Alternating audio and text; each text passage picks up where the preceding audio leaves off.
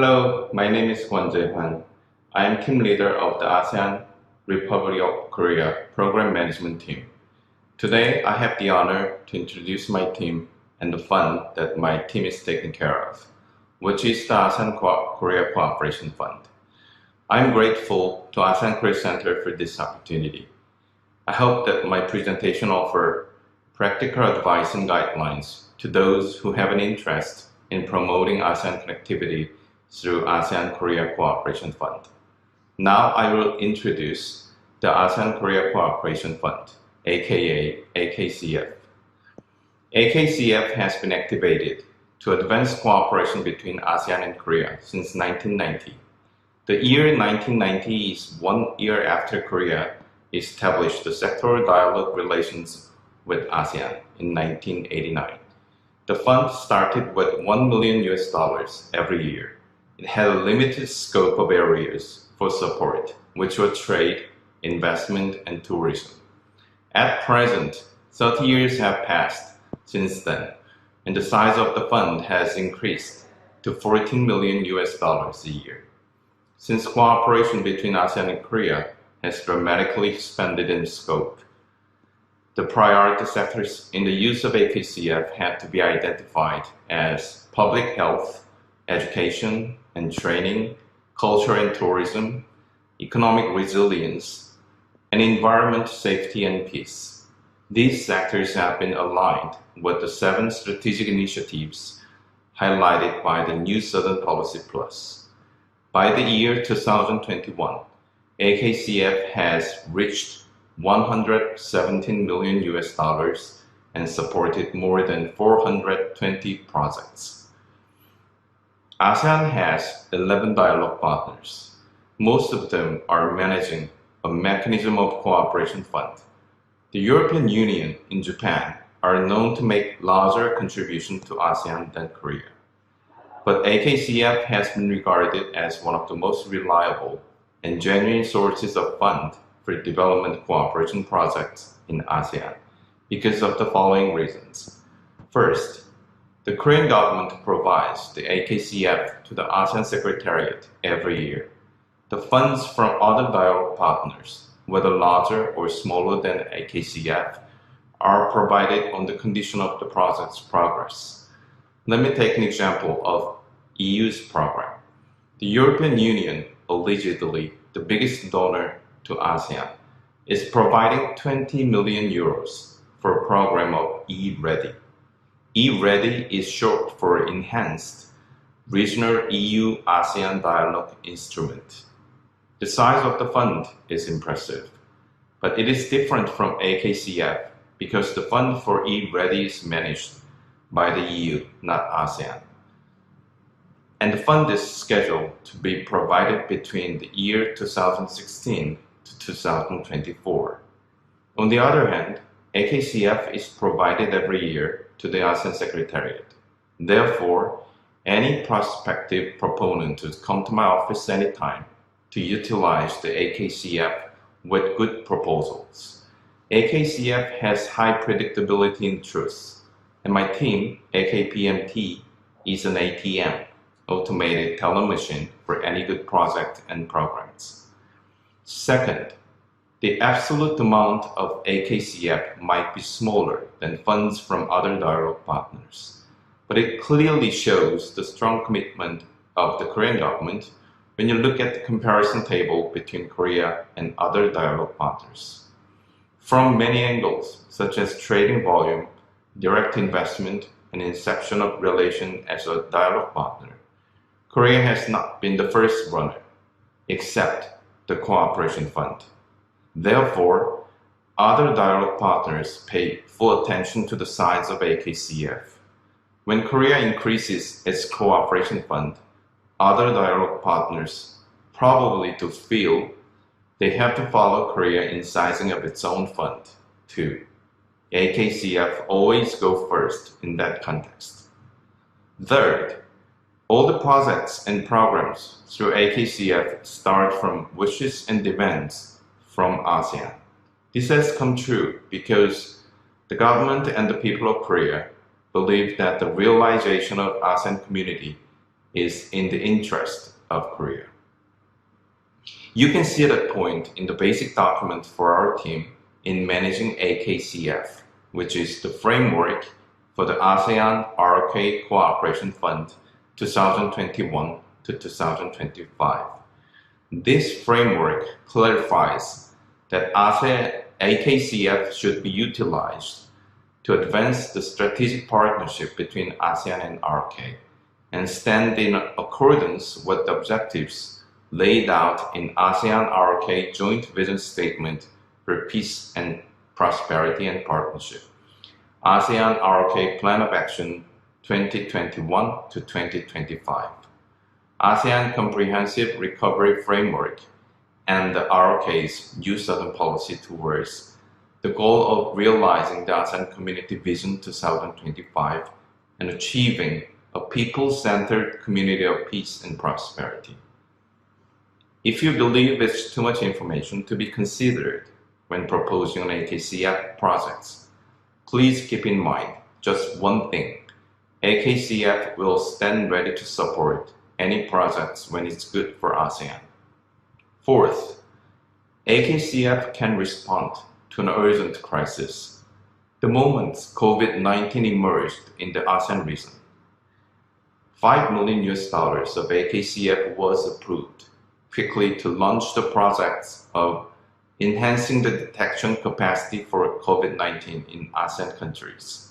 Moreover, the Korean government was the first among dialogue partners to contribute $1 million to the COVID-19 ASEAN Response Fund in 2020 and $5 million in 2021.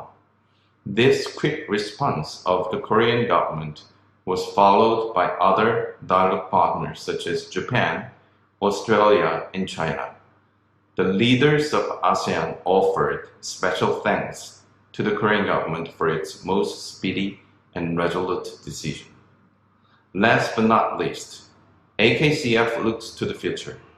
AKCF encourages small steps between ASEAN and Korea to walk on the path toward solid institutions to promote cooperation on a more organized and regular basis. You may see a couple of examples here. The ICAK, short for ASEAN-Korea Environmental Cooperation Project, is exemplary in this context. This project was initiated in 2000 by ASEAN-Korea Environmental Cooperation Unit in Seoul National University. This project has invited experts and researchers from ASEAN and Korea in the field of restoration, biodiversity conservation, and agroforestry to make joint research and partnership. In the past 20 years up until October 2019, AKCF had successfully enhanced the capacity and expertise of the ASEAN member states in managing terrestrial and mangrove ecosystems, improved the local livelihood. What's more important in the joint project was the region-wide network formed during the cooperation process. People-to-people exchanges, interactions in each project, joint workshops, and field trips have triggered a sense of necessity for a more organized platform for cooperation. It is no wonder that many stakeholders and participants of the projects were also founders of the Asian Forest Cooperation Organization when it was launched in Korea in 2018. The project of FLY is another good example. FLY stands for Film Leaders Incubator. This project was initiated to discover and nurture young and talented film professionals in the ASEAN regions and foster the region's film industry. The Busan Film Commission, implementing agency of this project, has now been working with Busan Asian Film School and ASEAN Culture House in Busan to conduct a project of ASEAN-ROK Film Community Program 2022 to 2024. The scope of cooperation has now expanded into international co-production and FLY Film Festival in 2024. I hope that it won't be long before we can see many FLY movies on Netflix and Academy Awards ceremonies. As of January 2022, 16 projects are underway with support from AKCF. The ongoing projects are diverse in area and size. The project of development of digital heritage contents with UNESCO World Heritage of ASEAN has developed virtual reality contents for 10 cultural heritage sites. The VR contents have been displayed at ASEAN Pavilion in Dubai Expo since October 2021. The project of Leng 2020 ASEAN-Korea Music Festival was awarded the Best New Media 2021 by Asia Pacific Broadcasting Union, now preparing to broadcast the Round 2021 next month. Other projects are also showing good progress under these difficult circumstances from COVID-19. Taking this opportunity, I'd like to commend all proponents and implementing agencies for their commitment and devotion to the AKCF projects. They explore the potential for cooperation between ASEAN and Korea and achieve more than expected. I hope and I'm sure that the AKCF will become a good partner for ASEAN connectivity too. We fully understand that enhancing ASEAN connectivity would continue to benefit all ASEAN member states through improved physical, institutional, and people-to-people linkages. By promoting greater competitiveness, prosperity, inclusiveness, and sense of community. As I mentioned earlier, AKCF should be utilized to advance the strategic partnership between ASEAN and ROK toward the goal of realizing ASEAN Community Vision 2025 and achieving a people-centered community of peace and prosperity. In this context, a great deal of attention has been paid to promoting ASEAN connectivity through AKCF. Right after my presentation, my team will introduce the ongoing projects on ASEAN connectivity with the support from AKCF. Then, an introduction of my team, AKPMT, will help you find the right contact point to speak to when you need to contact us for a connectivity project. Lastly, how to finance your project with AKCF will be followed. Each AKCF project is a small step for each proponent, but it would become a giant leap toward boosting strategic partnership between ASEAN and Korea with your continuous support and participation. I'd like to strongly encourage every one of you come to our office to find out what connectivity projects could be waiting for us to support together. Thank you.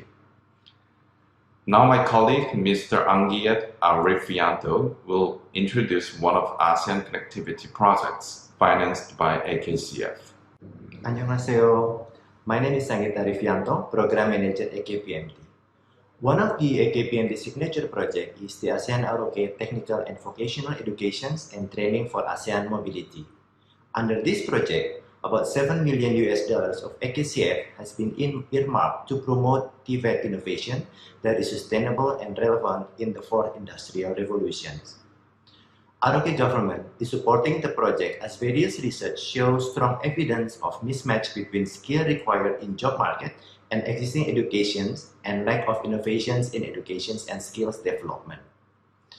As an example of AKCF project with programmatic approach, Team Project is starting from conducting research on existing TVET landscape in ASEAN region. Based on the research result, the project is identifying method of improvements in selected TVET priority areas in ASEAN, including development of TVET qualification and standards in collaborations with private sectors and academia. The project also specifically supporting CMLP countries in reviewing the national quality framework and quality assessment in CMLP countries, then train CMLP countries on NQF referencing techniques. The AKCF Team project is successful in implementing Initiative 14 of Master Plan on ASEAN Connectivity 2025. The research component in Team program is assessing existing AMS TVET practice, improve understanding of vocational gap, and most importantly, is establishing common TVET qualification framework across AMS. The project is successfully linking government as regulator, employers as determinant skill and standards, also universities as education providers. It will map out private sector interests on TVET and AMS long-term needs to ensure that the selected TVET sectors have the right qualification for regional recognitions. The project itself is a positive example of AKCF projects that bridge collaborations between ASEAN and ROK. More than 400 students, 100 faculties, 100 TVET teachers, and 100 management staffs are participating in the project activities. Now I'd like to hand over the screen to my colleague, Program Manager, Ms. Kim Tae-hyun. Thank you, Ankit. Hello, my name is Tae-hyun Kim. I'm a Program Manager of AKPMT. Following the presentation of team project, I would like to introduce Enhancing Digital Economic Participation for ASEAN Women MSME project, which is proposed and implemented by ASEAN Pacific Women's Information Network Center. As you can see in the slide, since 2010, through the ASEAN-Korea Cooperation Fund, the implementing agency has implemented 4 capacity building projects which focus on the use of ICT in MSME, such as digital literacy and e-business. Taking this opportunity, I would like to present to what extent the project is well aligned with the Master Plan on ASEAN Connectivity 2025, which outlines digital innovation as one of the strategic areas. MPAC point out that lack of awareness of potential benefit of e-business and digital technology and lack of technology capability hinder MSMEs from adoption of digital technology. In order to address the key barriers as well as achieve the digital innovation, MPAC recommend encouraging adoption of digital technology among MSMEs and increasing MSMEs' financial access through the digital technology. In response to that, for the next 5 years, the project conducts research on e-business status and its readiness in each ASEAN member state. Based on the research outcome, the project is to develop each AMS tailored, localized training for trainer program on digital skill and e-commerce, and foster 200 e-business trainers and conduct e-business capacity building training for 4,000 women in MSME, as well as raise understanding of the potential benefit of e-business and increase MSME participation in digital economy. In line with the MPAC digital innovation objective, the project also intends to increase MSME's capacity to use ICT technology and online business platform and access digital financial services, as well as increase connectivity within the region and between ASEAN member states and Korea. With that, through the project implementation, the project would equip MSMEs with the capabilities to access digital technologies and digital financial services, as well as enable MSMEs to adopt digital technology and achieve significant uplift in productivity, efficiency, and market expansion within the region. In the end, the project would contribute to seamless and integrated ASEAN connectivity, particularly digital innovation. So thank you for your kind attention, and I would like to give my forward to my colleague, Mr. Han Na-kun. Hello, my name is Han Na-kun. I have the honor to present one of our projects that is contributing to the further strengthening of ASEAN connectivity. The full title of the project is, as you can see on the slide, Development of ASEAN Open Data Dictionary for ASEAN Connectivity, which has been proposed and implemented by Korea's National Information Society Agency. This is one-year project with a budget of less than $1 million. With a seamless implementation of this project, producers and users of open data around the ASEAN region will equally enjoy the benefits. In terms of producers, those public officials who are involved in planning, implementing and providing open data will be able to enhance their knowledge and expertise. At the same time, government agencies which utilize open data to improve public services and private entities which use open data to improve business productivity will also be benefited by this project. For ASEAN, it is very imperative to sustain its hard-fought achievements and further strengthen the already attained regional economic integration. Therefore, ASEAN in 2017 adopted the Master Plan for ASEAN Connectivity 2025, which is also known as MPEC 2025. Given the ever-growing importance of digital economy and big data, ASEAN has selected digital innovation as part of 5 strategic areas under MPEC 2025. To achieve digital innovation, ASEAN has realized that it is essential to improve open data use in ASEAN member states. However, the major barrier that ASEAN faces is that there are different levels of maturity on data production and development among AMS. As part of assisting ASEAN connectivity and regional integration, the aims of this project are to improve government service efficiency, to support private sector innovation, and to establish the foundation for the open data network in the ASEAN region. However, to address the key barrier, which is different levels of maturity of data production and development among ASEAN member states, ASEAN must provide a clear definition of open data and its scope, and enhance transparency of data sets and official statistics. To support ASEAN's attempt to address the key barrier, the project will conduct series of activities that are mentioned on the right column of the PPT slide. By implementing these various activities, this project will be able to support ASEAN's efforts to improve open data use, raise awareness of open data's importance, and assist capacity building for ASEAN member states. Now I ask my colleague, Ms. Amanda Yofani, to take the screen. Hello, my name is Amanda. I'm the Program Officer of the AKPMT. I will give more information about the AKPMT to understand how our team works with other stakeholders to develop AKCF projects. AKPMT was established in 2016 as the operational engine of AKCF based on the recommendation of ASEAN-ROK Foreign Ministers meeting in 2015. Since its establishment, AKPMT has successfully implemented its mandates of increasing the effectiveness and efficiency of AKCF and promoting the collaboration between ROK and ASEAN in a wide range of sectors.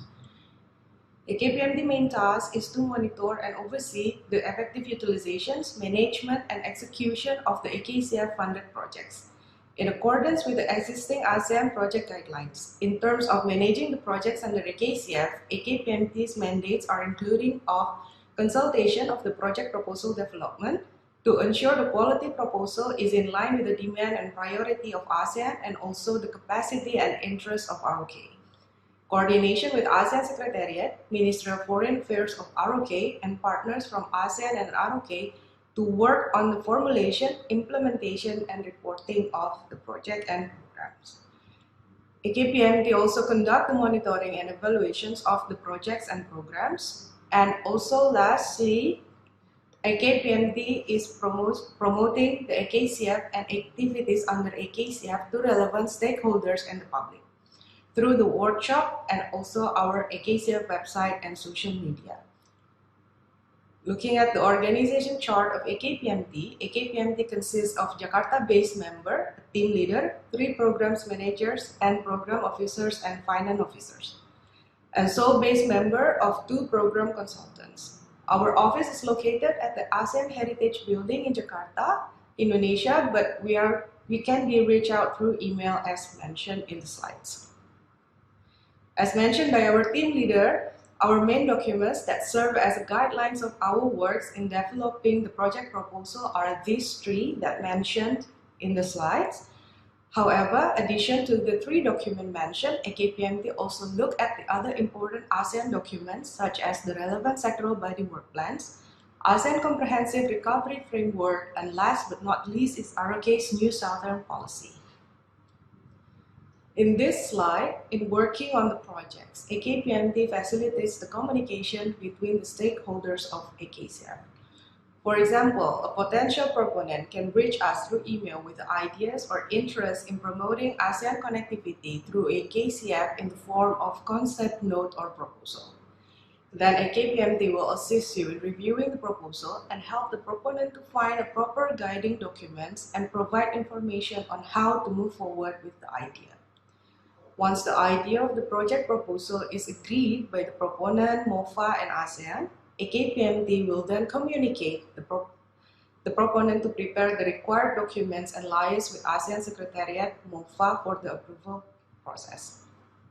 As briefly mentioned, AKPMT is tasked to facilitate the communication among the stakeholders. But who are our stakeholders? Refer to this slide. The stakeholders of AKCF comprises of proponent, representative of ASEAN, and also the representative from ROK sides. And this slide covers the role and responsibility of the proponent and ASEAN stakeholders. Moving on to the next slide, these stakeholders and the parties involved that makes the project under AKCF successfully approved and implemented. Moving on to the next topic of how to use the AKCF, my colleague Vianney will explain the topic in detail in the next presentation. Thank you, Amanda. Hello, my name is Vianney and I'm the Finance Officer of AKPMT. Today I will be talking about how to use the AKCF, things to be prepared to apply for a project under AKCF, and the whole approval process. First, who can apply for AKCF? As you can see in this presentation, AKCF is available to be accessed by ASEAN and ROK. You may refer to the slide to see who are eligible for a funding under AKCF. Individuals or for-profit organizations are not eligible to be proponents or implementing agencies of AKCF programs or projects. I'm now going to take you to the application procedure. All documents listed here on the slide are the things that the proponent needs to be prepared to apply for the use of the AKCF. As my colleague Amanda has explained earlier, all proponents must consult with the AKPMT prior submitting the project proposal to ensure better coherence between the proposal and the strategic direction of AKCF framework. So, what should we prepare for the application for projects or programs under AKCF?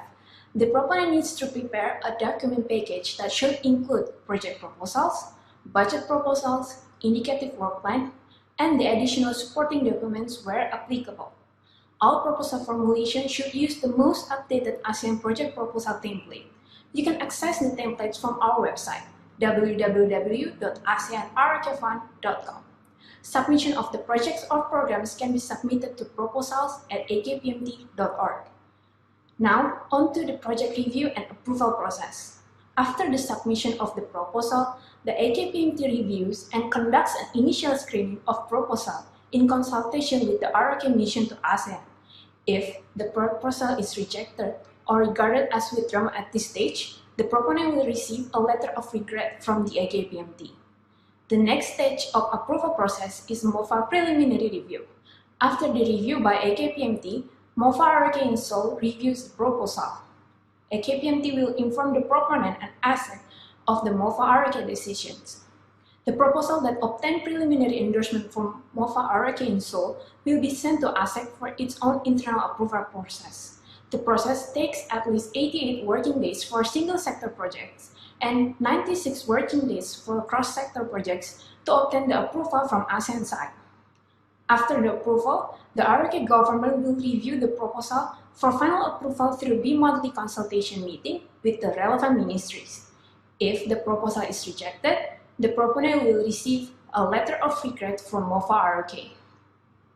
If the potential proponent needs a further consultation on how to turn ideas into a set of project proposal, the potential proponent could reach us through email at akpmt@akpmt.org. Furthermore, the potential proponent could refer to our AKCF manual as a basis for developing the project proposal, budget, and indicative work plan. The AKCF manual could be accessed through our website too. And last, if any one of you would like to know us better, please come visit us at ASEAN Secretariat Heritage Building, Jakarta, where our office is located.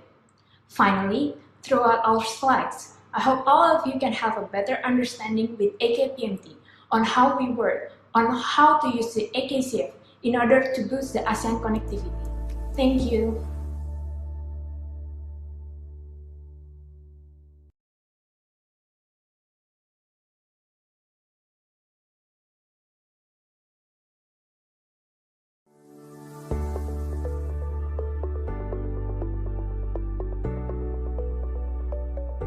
First of all, allow me to extend my thanks to ASEAN-Korea Center for giving me an opportunity to present the infrastructure connectivity projects in Cambodia at this 9th ASEAN Connectivity Forum through this recording video. My presentation consists of three main parts. Part 1 is an overview on Cambodia infrastructure. Part 2, the recent and ongoing Cambodia infrastructure development, including road and bridge, expressway, and railways.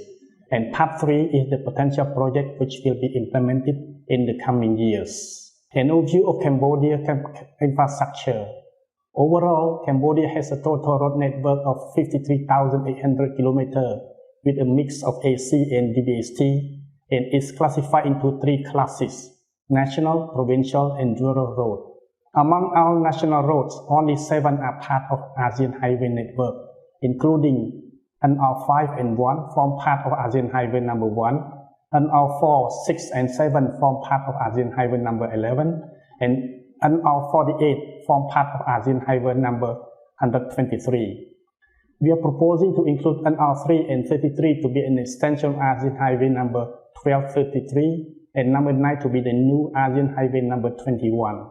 Recent and ongoing Cambodia infrastructure development, road and bridge.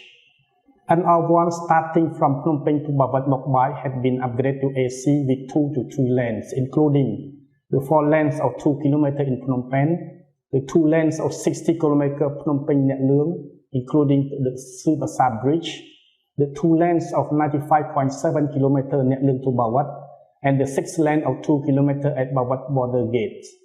The end section of 7.5 km at Bawat city is planned to be expanded to 6 lanes next year.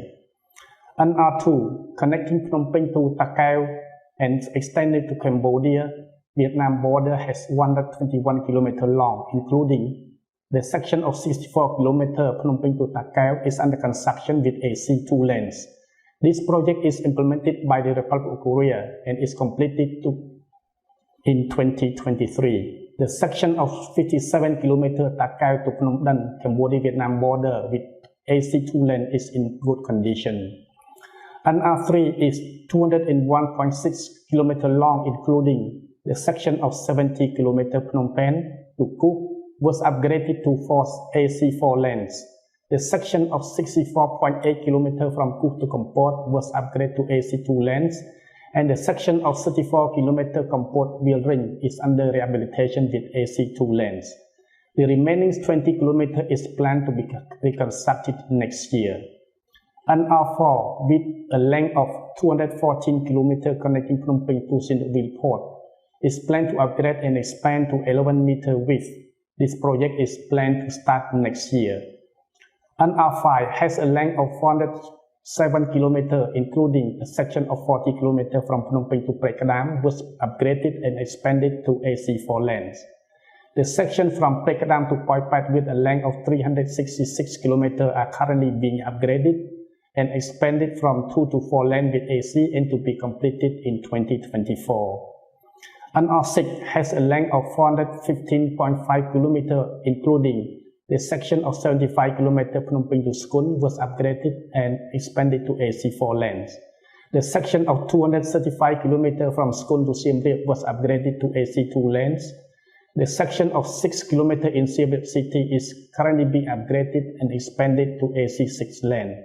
This project is expected to complete next year. The section of approximately 50 km from Siem Reap Prenet Preh was upgraded to AC 2 lanes. The remaining 50 km from Prenet Preh to Sarai Saphuan is planned to upgrade to AC 2 lanes next year. NR7 has a length of 447 km, including the section of 70 km from Skun to Kompong Cham is planned to expand to AC 4 lanes next year. The section of 195.2 km from Kompong Cham to Kroche is currently being upgraded to AC. This project is co-funded by ADB and World Bank and is expected to complete in 2023. The section of 93.5 km from Rumiet to Class 2 was upgraded to AC. The remaining 198 km from Pletchersteng Train to Tapiang Kriel, Cambodia-Vietnam Lao border is planned to upgrade to AC 2 lanes next year. NR8 has a length of 127.6 km, including The construction of 58-kilometer break Anto is planned to upgrade to AC2 lane next year or 2023. The remaining 69.6 km is maintained using the national budget. An R9 with a length of 143.4 km is the DBST 2-lane road. Currently, this road is rehabilitated and maintained by the government. We are now seeking funds to upgrade it to AC2 lanes. An R10 with a length of 198.7 km connecting Samlo to Wilwong to Osaum to Koh Kong is a new road. Its construction will start in 2017 and will be completed in 2020. An R11 is 96.5 km long from Subasa Bridge to Preven to Bong Khmum and was upgraded to AC2 lanes. An R48 with a length of 162 km will be upgraded as follows. The section of 148 km from Koh Kong to Srambal is planned to upgrade to AC2 lanes next year, including 4 lanes of 25 km. This project is funded by the Republic of Korea. The section of 13 km from Koh Kong to Cham Diem, Cambodia-Thai border, including 2 km of Koh Kong Bridge, will be maintained by the national budget. An R78 with a length of 191.7 km from Stang Train to Ban Lung to Oya Dao, Cambodia-Vietnam border was constructed with AC2 lanes. An R21 of 76 km connecting Phnom Penh to Chray Thom, Cambodia and Vietnam border was upgraded to AC2 lanes with finance from the Republic of Korea. Expressway. Realizing the Cambodia's steady economic growth in the long term, whereas the current road condition can't cope with this growth, in 2015, the ministry issued the Cambodia Expressway Development Plan 2015-2040. At present, under BOT arrangement, we are constructing the first ever express E4 of 190 km connecting Phnom Penh to Sihanoukville Port with a cost of around $2 billion. As of today, this project is 76% in progress and is expected to be completed next year. We are also planning to construct another expressway E1 connecting Phnom Penh to Pavet. The study for the construction of this E1 with 160 km long was conducted in 2015. The revised study is being submitted to government for approval. In the expressway development plan, we also have expressway E5, E6, E7, E9, E10, and UE to be built in the future. Railways. Being part of SKL connectivity, Cambodia has fully rehabilitated the 2 existing railway lines. The southern line connects Phnom Penh to Sihanoukville Port, and the northern line connects Phnom Penh to Poipat Aranyapathet, Cambodia-Thailand border. The study of construction of railway lines of 257 km from Phnom Penh to Trapeang Srai, Cambodia-Vietnam border has been conducted. We are currently seeking funds to construct this line. Additionally, Cambodia is considering to study and to construct a new line connecting Phnom Penh to Ho Chi Minh City along National Road Number 1. Future potential infrastructure project. In the coming years, the following projects are in our priority development plan. Cambodia Road ROK Friendship Bridge across the Mekong River. The feasibility study of this bridge is ongoing with a progress of 70% and expecting to end September next year. The construction is expected to start in 2022 or 2023. Lily Road 4 project in Phnom Penh. This road has a length of 195 km. Its study is ongoing and the construction is scheduled to start in 2023. The Northern Ring Road project in Siem Reap has a length of 72 km. This project requires both studying and financing. Subject to funding availability, we plan to start this project in 2023. The project for the construction of Expressway E1. This project requires financing and we plan to start the project in 2023 if funding is allocated. That's the end of my presentation and thanks for your kind attention. If you have any questions, please do not hesitate to contact me or you can find detailed information on our website. Thank you.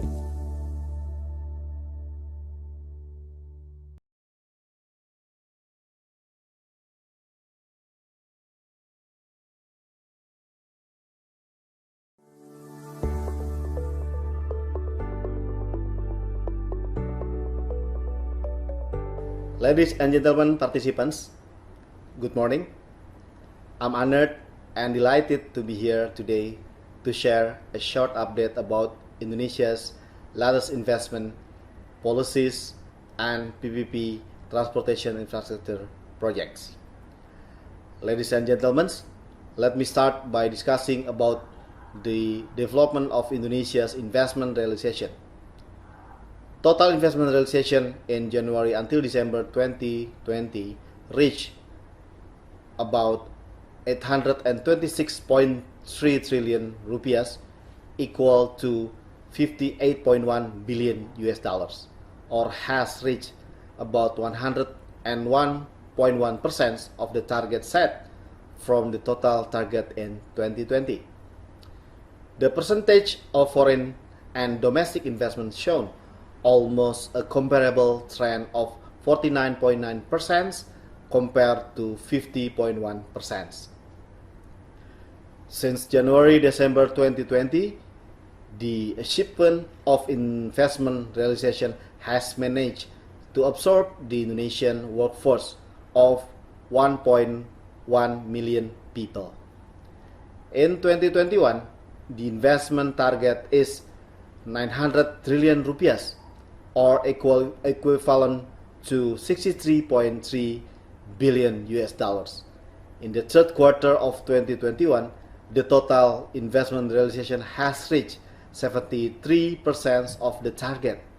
We expect pandemic conditions globally and Indonesia will recover throughout 2022.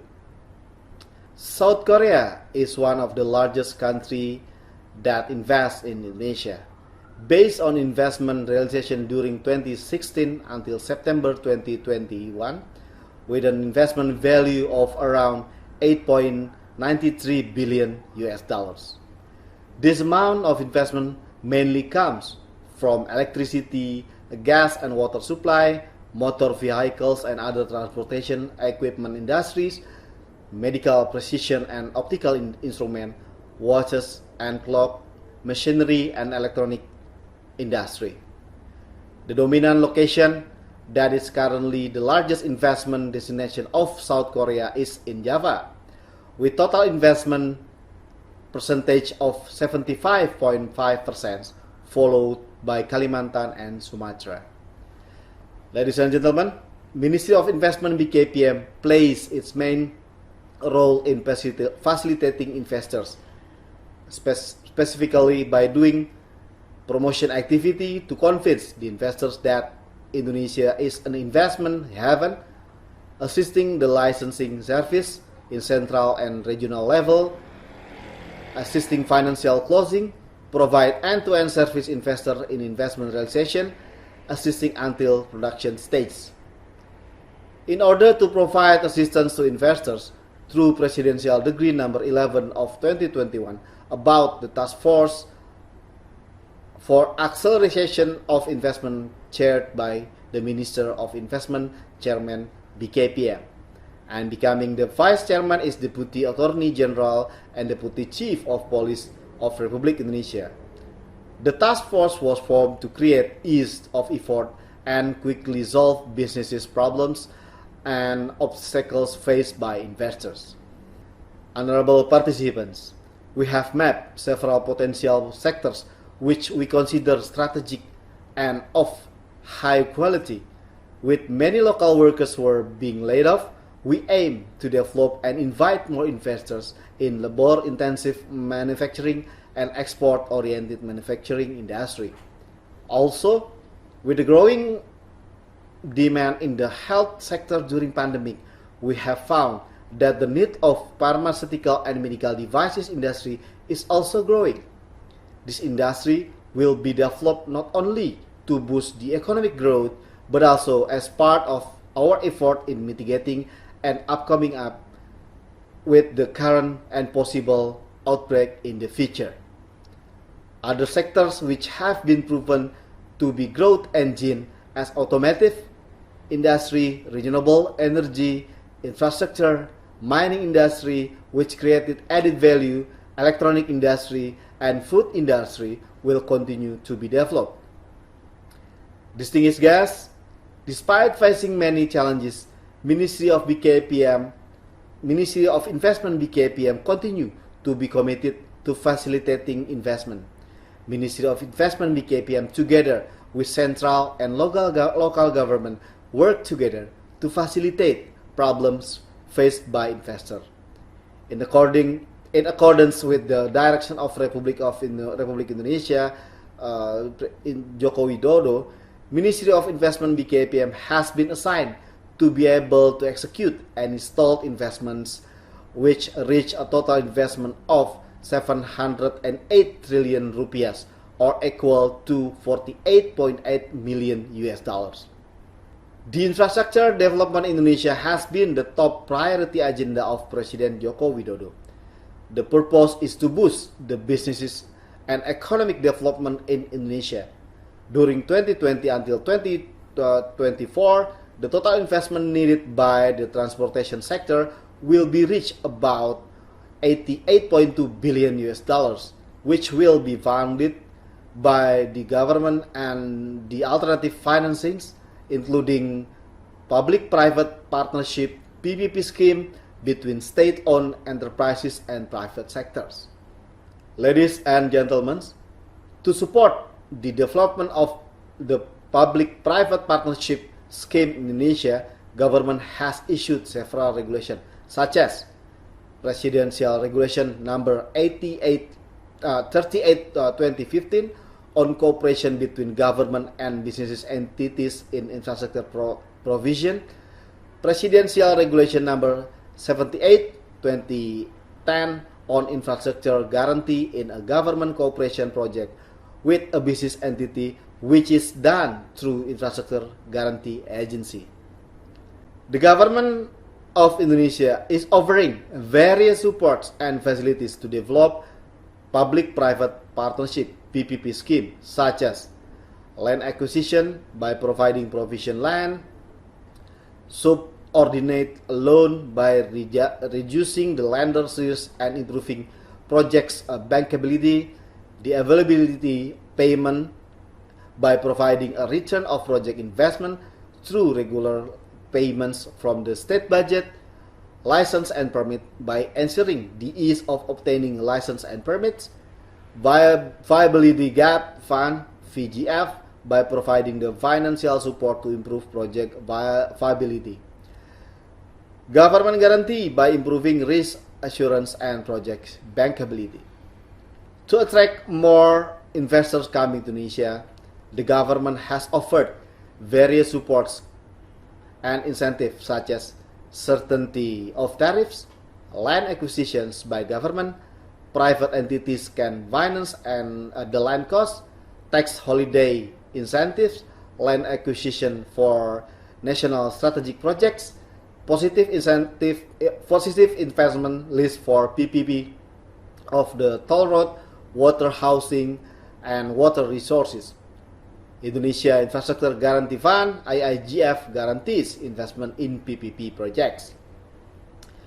Ladies and gentlemen, to support more investors to come to Indonesia, the government offers several incentives such as tax holiday, tax allowance, import duty exemption facility on import of machinery and goods, and super deduction tax. Tax holiday is regulated based on Ministry of Finance Regulation Number 130 of 2020.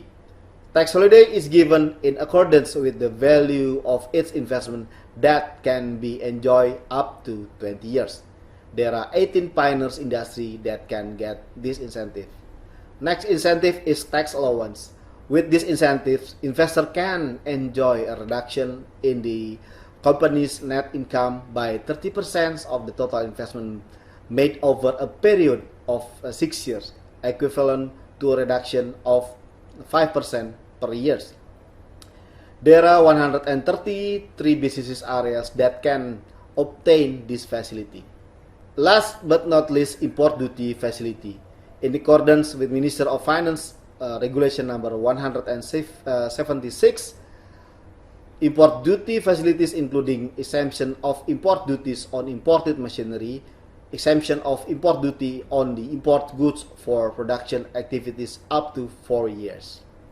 There are several public-private partnership PPP projects related to the transportation infrastructure across Indonesia that are offered to investors, such as New Palembang Port as the Western Indonesia hub port and integrated with special economic zones, proving ground as Southeast Asia's largest vehicles testing sites, Singkawang airports to unlocking the potential of Singkawang and Kalimantan in trade and tourism, Patimban Port to supporting car export, import, and industrial growth of Western Java, Makassar Parepare Railways as the first railway network in Sulawesi, Komodo airports to empowering tourism, increasing the number of passenger and cargo, and the new Ambon port as the eastern gateway for international trade with integrated cargo, fisheries, and industrial activities. Ladies and gentlemen, here are some brief overview of the transportation infrastructure projects that are being offered to investors. First, the Proving Ground BPLISKB located in Bekasi, West Java Province, with an estimated project cost is about 119.22 million US dollars. Project scope of works, design and construction of proving ground infrastructure and testing facilities, maintenance of infrastructure and facilities.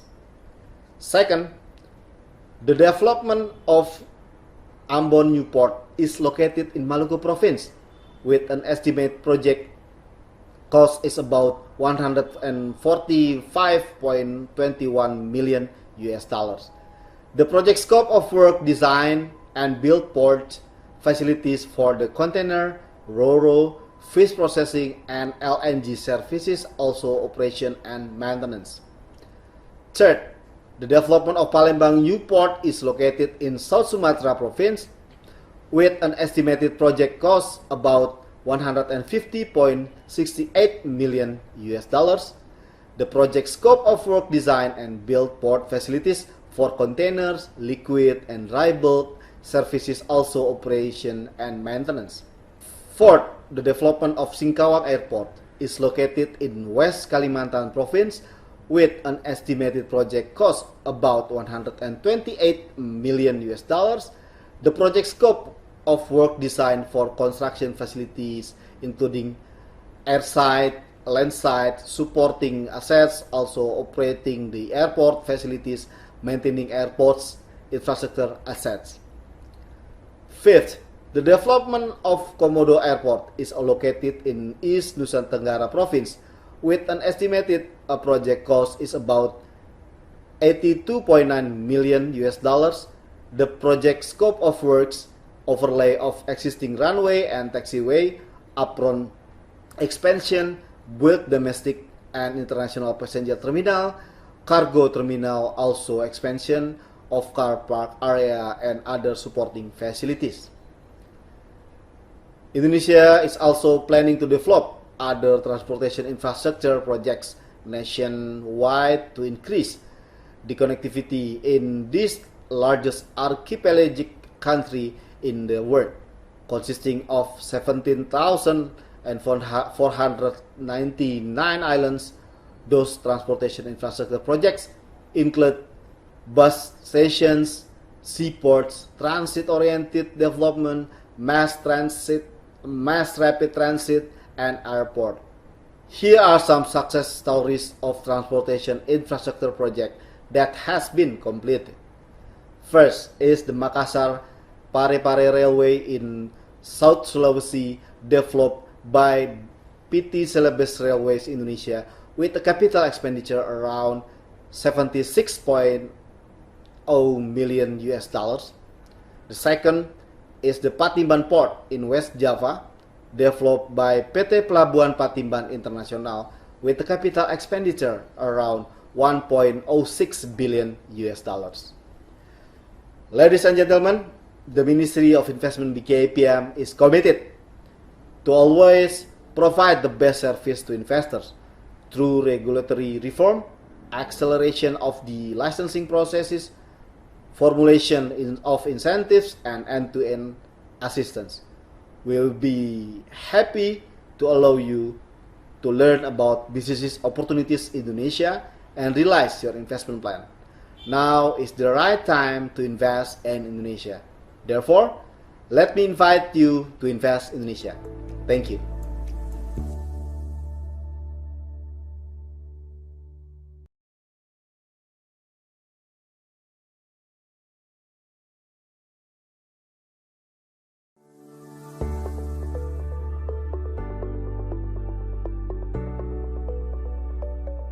Good day to everyone, to all of the participants and delegates in this 9th ASEAN Connectivity Forum.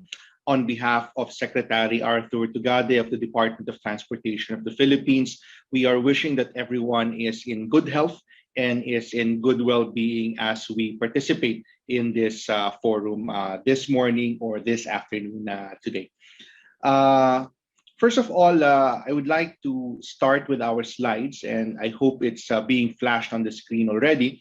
But essentially, what we wanted to share with you this morning is the Build, Build, Build program of the Philippine government, of the Duterte administration, which is the largest and most ambitious infrastructure program that the Philippines has seen in the last at least half century.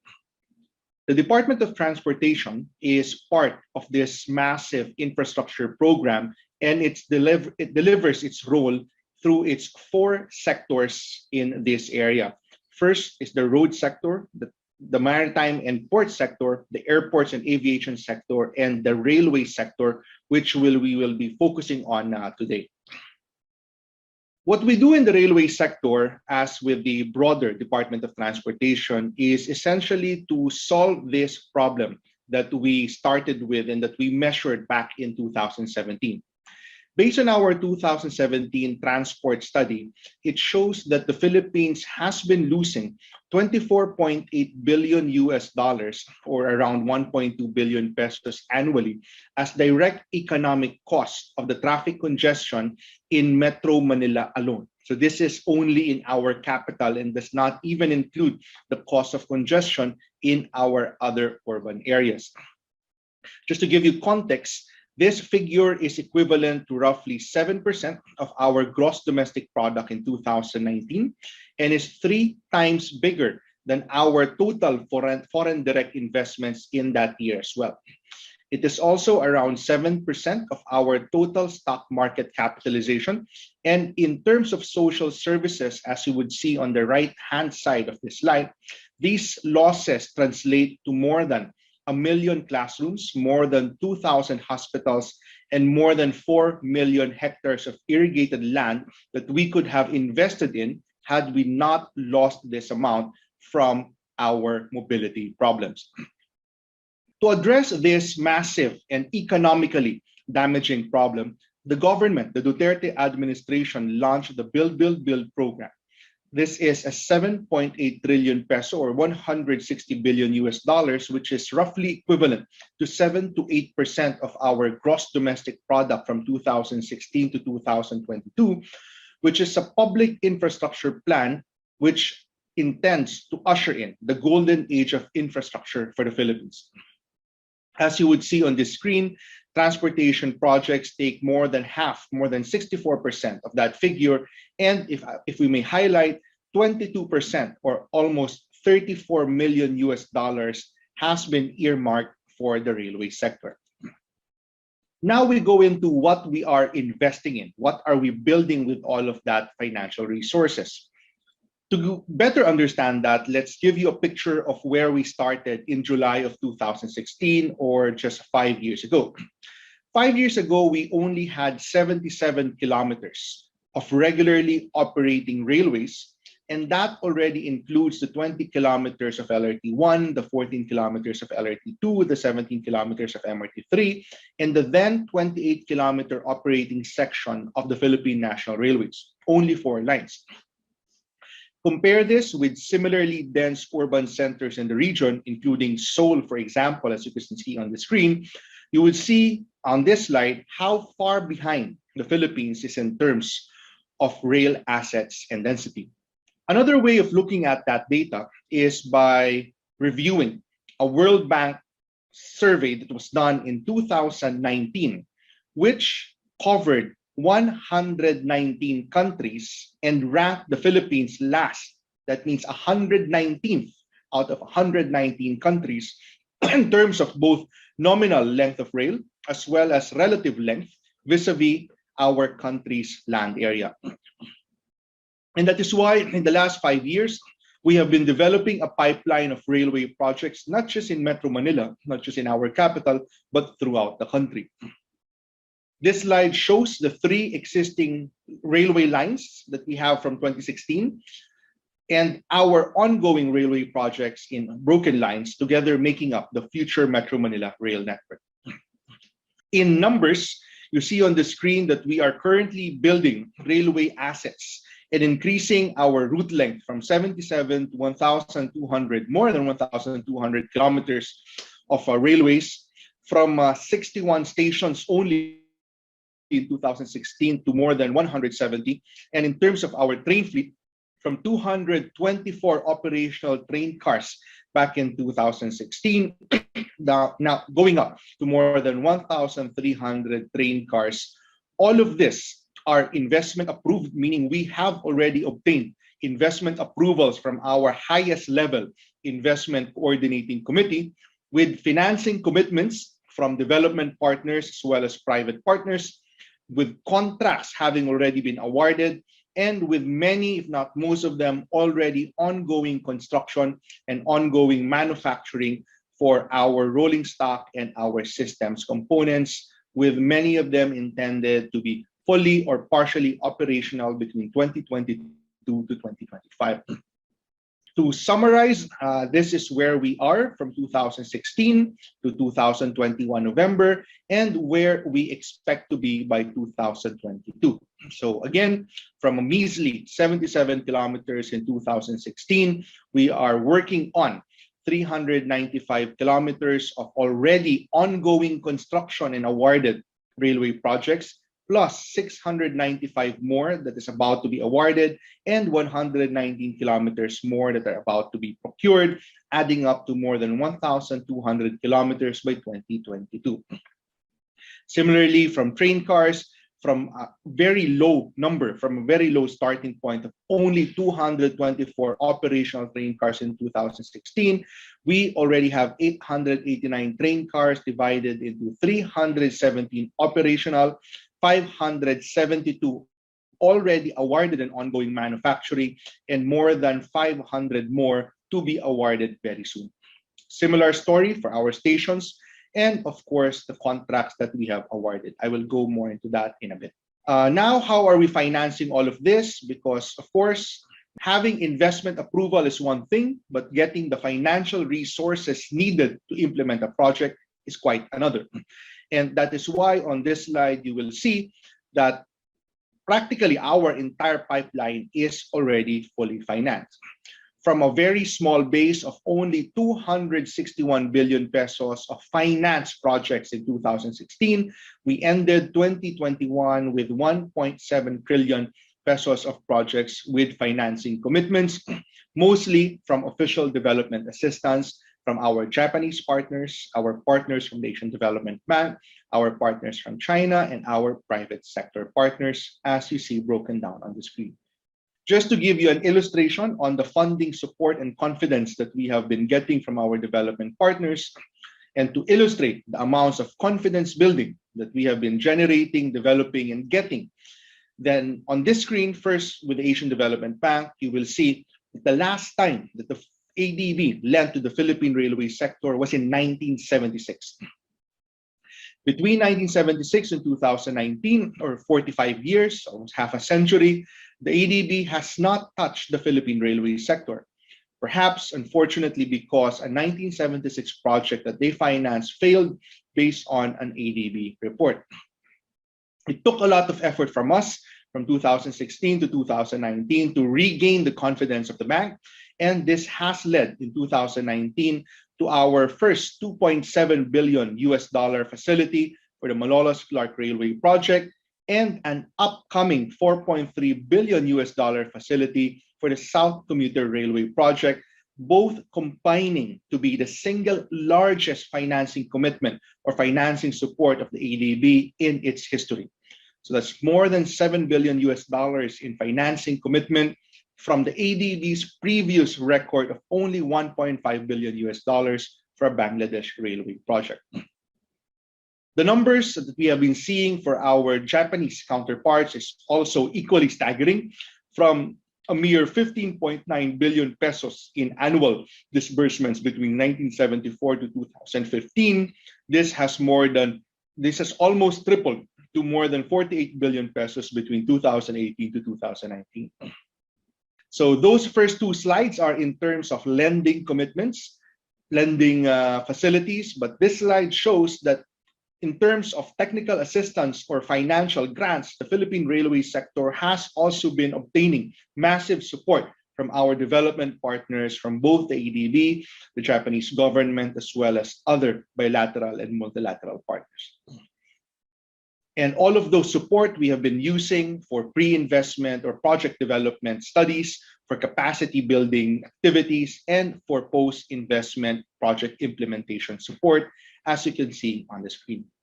Now that you have seen what projects we have obtained investment approval for in the last 5 years, now that you have seen that all of those projects have practically been fully financed, the next part of this presentation is to give you a glimpse on who are building and will be building all of these projects.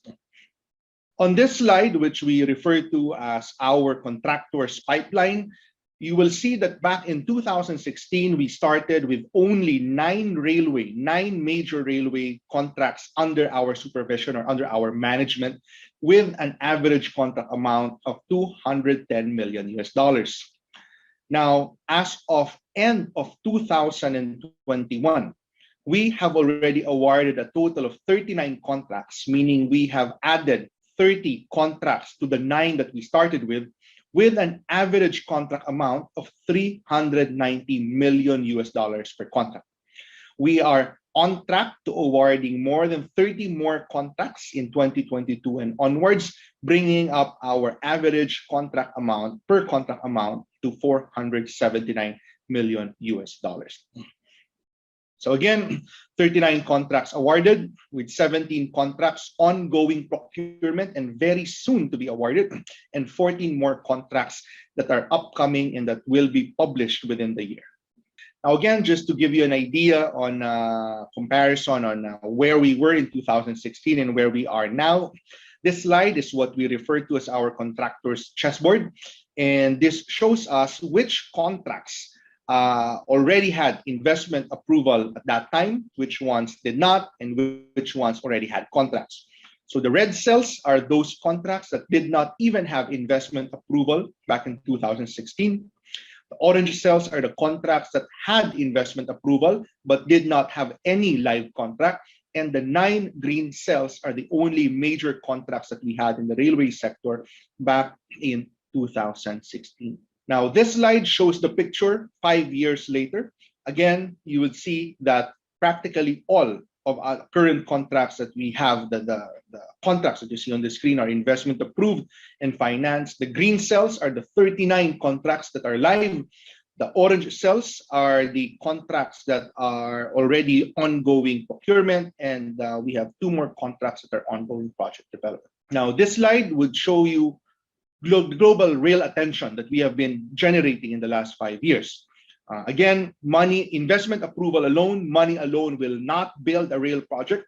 You need contractors and you need the confidence of the global rail industry for everything to come together.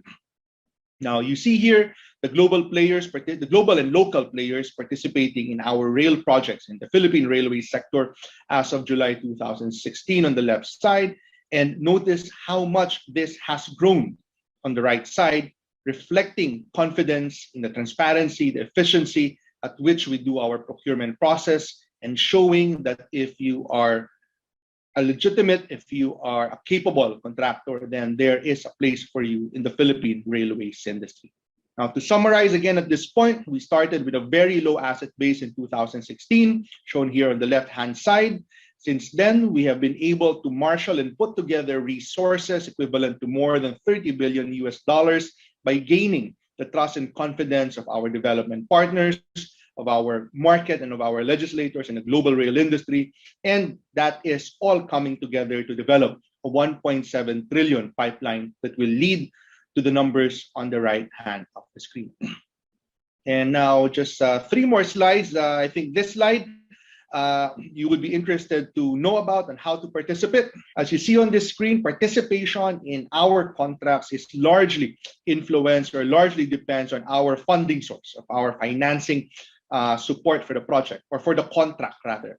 If you are intending to partner, if you're intending to participate in a Japanese or a Chinese funded project, then the lead bidder would of course have to be the national of our financing partner, with minimum content that has to be required.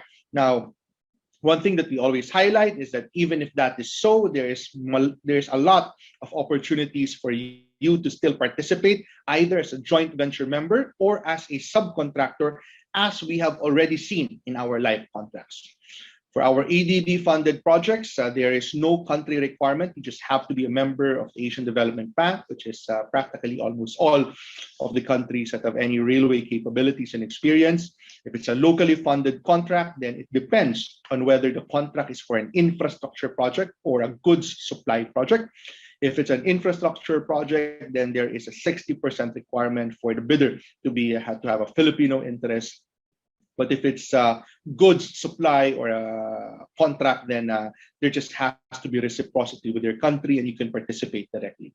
Public-private partnerships, you have to go to the private proponents. And for O&Ms, for operations and maintenance, considering that we are about to tender 2 massive O&M concessions, you have to comply with our public utility requirements and become a Philippine national. We have developed a $30 billion pipeline, a more than $30 billion pipeline in the last 5 years.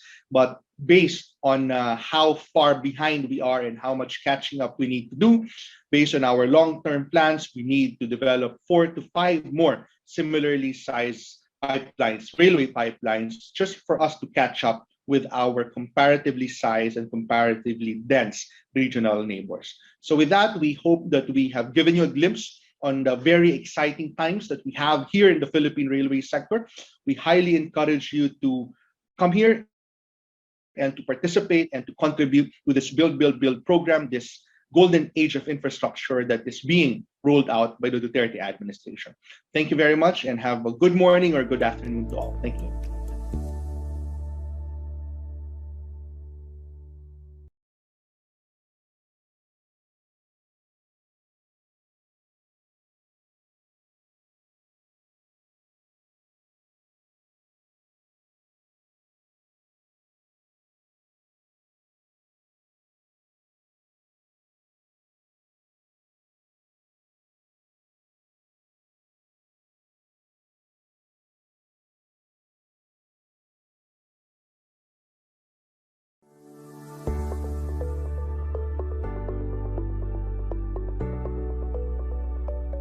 Good afternoon, Happy New Year.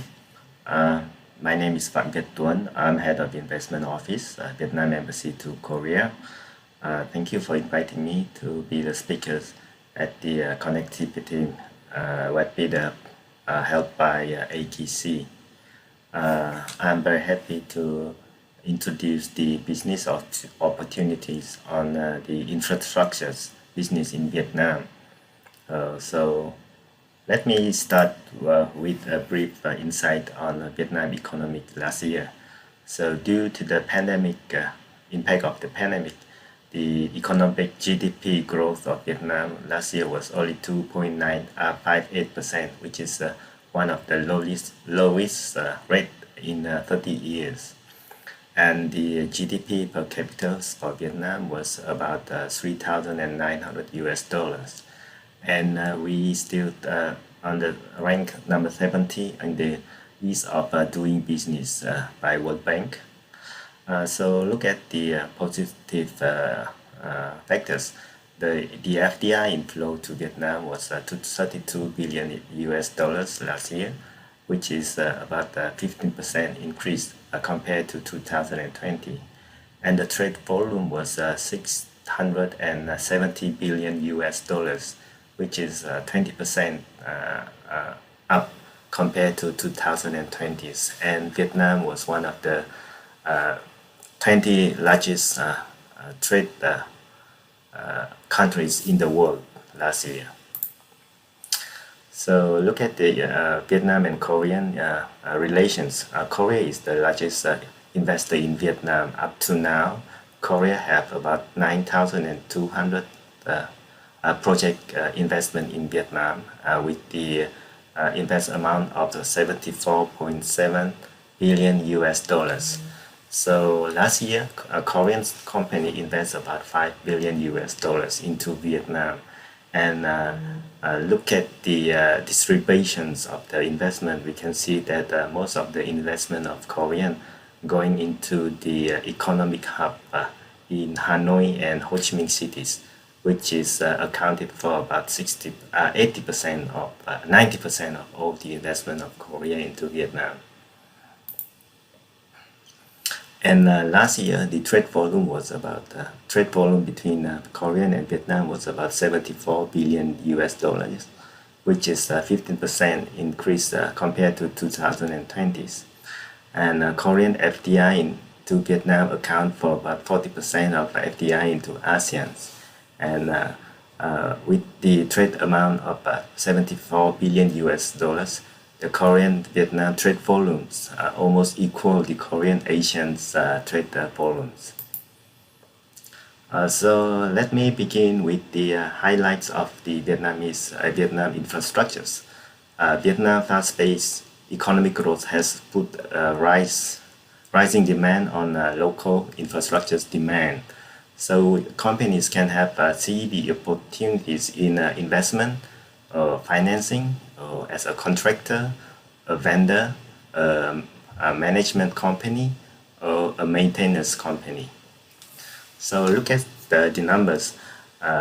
From now to 2030, it means that in the 10 years time, Vietnam need about 480 billion US dollars of investments into infrastructures. And Vietnam investment portions of government budget into infrastructures is about 5.8% of all government budget, which is the highest rate in all Asians. And 90% of Vietnam's infrastructures provisions is currently funded by public factors, which we can see that the private factors are still not have that much portion in these sectors. And Vietnam still rank relatively low in the WEF infrastructure's quality. We still on number 18. And look at the hospitality and residential projects or the new city project. This project is dominated by private and FDI developers, including many Korean developers like Daewoo, Hyundai, POSCO, GS, Lotte, and etc. So look at the highways business in Vietnam. We have a plan to complete the north and south highway system, which is about 3,000 kilometers by 2025, in which we will have about 10 more projects with a total length of 854 kilometers have to be built in the next 4 years. And we also have a lot of projects located mainly in Hanoi and Ho Chi Minh cities, which is the ring road. We have ring road number 3.5 in Hanoi, which is to be built from this year. It is a combine of public fund and PPP with 6 lanes, and the investment amount is about 350 million US dollars. We also have a ring road number 4, which is to be built later this year with the investment about 4 billion US dollars. Ho Chi Minh cities also have a ring road number 3 and number 4 to be built next year with the combined investment amount of about 8 billion US dollars. we will do in the public funded and PPPs combinations. Look at the railway. So at the moment, we are now reviewing the North and South high-speed railway, which we have the target to build sometime in the next 8 years with the Hanoi and Vinh and Ho Chi Minh and Nha Trang route. And we also have a plan to build the Hanoi Urban Railway with 10 lines and the total distance of about 318 kilometers. It is the combine of subway and monorail. Ho Chi Minh City also have a plan to build the railway system including 8 lines with 224 kilometers and 175 stations. Look at the airports. We have, up to now, we have 22 airports around the country. We will develop 6 more airports in the period of 2022 to 2030. So this year we will have the breakground of the Long Thanh International Airport. This is the second airport in Ho Chi Minh cities. The first phase is equivalent of $5 billion and with 25 million passengers. And we will also expand the Tân Sơn Nhất T3 terminal and Nội Bài T2 terminals from next year. So look at the seaport. Priority on international gateway ports, large-scale seaport serving tourist development and industrial park. Total investment up to 2030 is about $14 billion, and we target that 95% of the investment will be mobilized by the private sectors. And you can refer to the 6 deep sea seaport clusters up to 2030, like Kwon, Thanh Hóa, Da Nang, Khánh Hòa, Cái Mép, and Trần Đề seaport. We also have about 280 industry parks under operations, and we are now currently developing more 106 industry parks all around the countries. A lot of Korean companies is now trying to invest in the industrial park business, due to the boom of manufacturing project in Vietnam. So look at the incentive. We have the incentive on CAT, import and export taxes, and land rental. But we also have obstacles on the investment of infrastructure project, like the shortage of capital resource, limit of government regulatory policies, gray areas of law, lack of transparency, slow capital return, and long period of development. We also lack of attractive projects calling for ignorance, language barrier, and of course we have the risk of the land resettlement, which many Korean companies is facing in Vietnam. So thank you for listening to my presentations on the investment opportunities on the infrastructure project in Vietnam. I hope that these informations will give you a brief pictures of the opportunities as well as the difficulties while doing business in Vietnam. I'm happy to have a one-on-one meeting and consulting with you by online or in face-to-face. On the occasion of New Year, I wish you a healthy and a warmest New Year, upcoming New Year. Thank you very much for listening.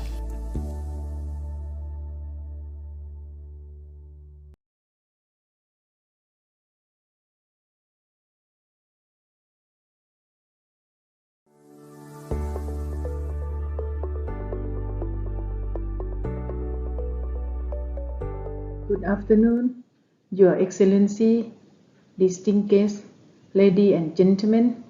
My name is Santisuk Pimpachan. I come from Department of Energy Policy and Planning, Ministry of Energy and Mines, Nice to meet you all. Today I'm going to present about the challenges of cross-border power trade in ASEAN. My presentation is following the outline to provide you the information of policy and current status of Power Development Plan in Laos PDR and the challenges of cross-border power trade in ASEAN. The last part is for the conclusion and Q&A. Laos is in the center of Indochina. We have a border connect with Thailand, Cambodia, Vietnam, China and Myanmar. We have a population about 7.7 million. Laos is a landlocked country. We have list of hydropower about 26,000 megawatt. Laos is a currently developing country. We have development plan on the power sector policy and strategy to develop on the hydropower potential as far as particular for export and provide for domestic electricity to the whole country.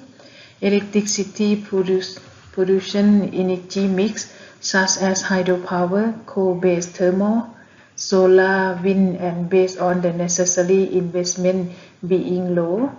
The domestic supply of electricity energy must be allocated according to the proportion 75% being sourced from hydropower, 14% from coal thermal energy and 11% from other renewable energy source.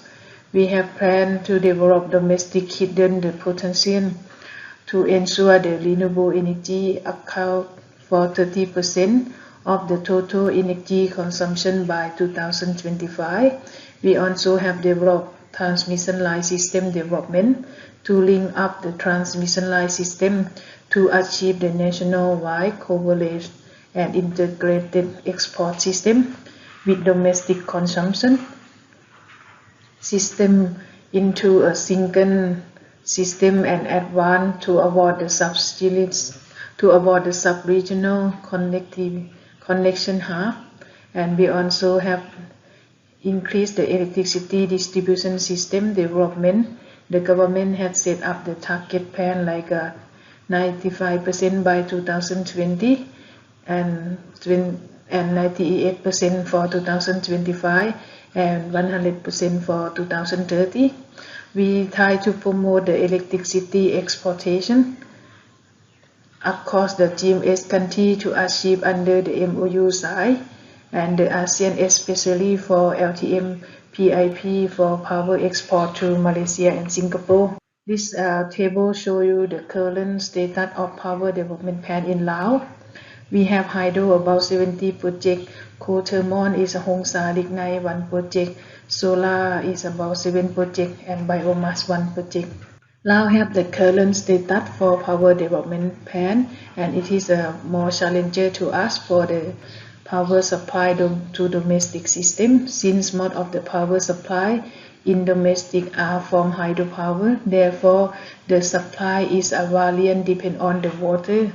Most of the IPP export have their own tax system based on the concession agreement, and that one is a connect from the grid to grid system, still improve and plan upgrade for the large export by grid to grid. And we also improve the transmission system. One is for domestic system and second for the interconnection system, that one including export to the national grid and IPP system. This figure shows you the present status from the generation capacity by 2020. This one we have IPP export, IPP domestic, and also EDL and EDL gen for power supply to the whole country. This slide shows you the existing grid system and cross-border interconnection.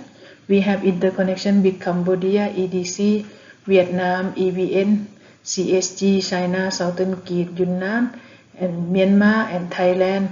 We have the interconnection with medium voltage like 22 kV and 35 kV, and high voltage with 115 kV, 230 and 500 kV.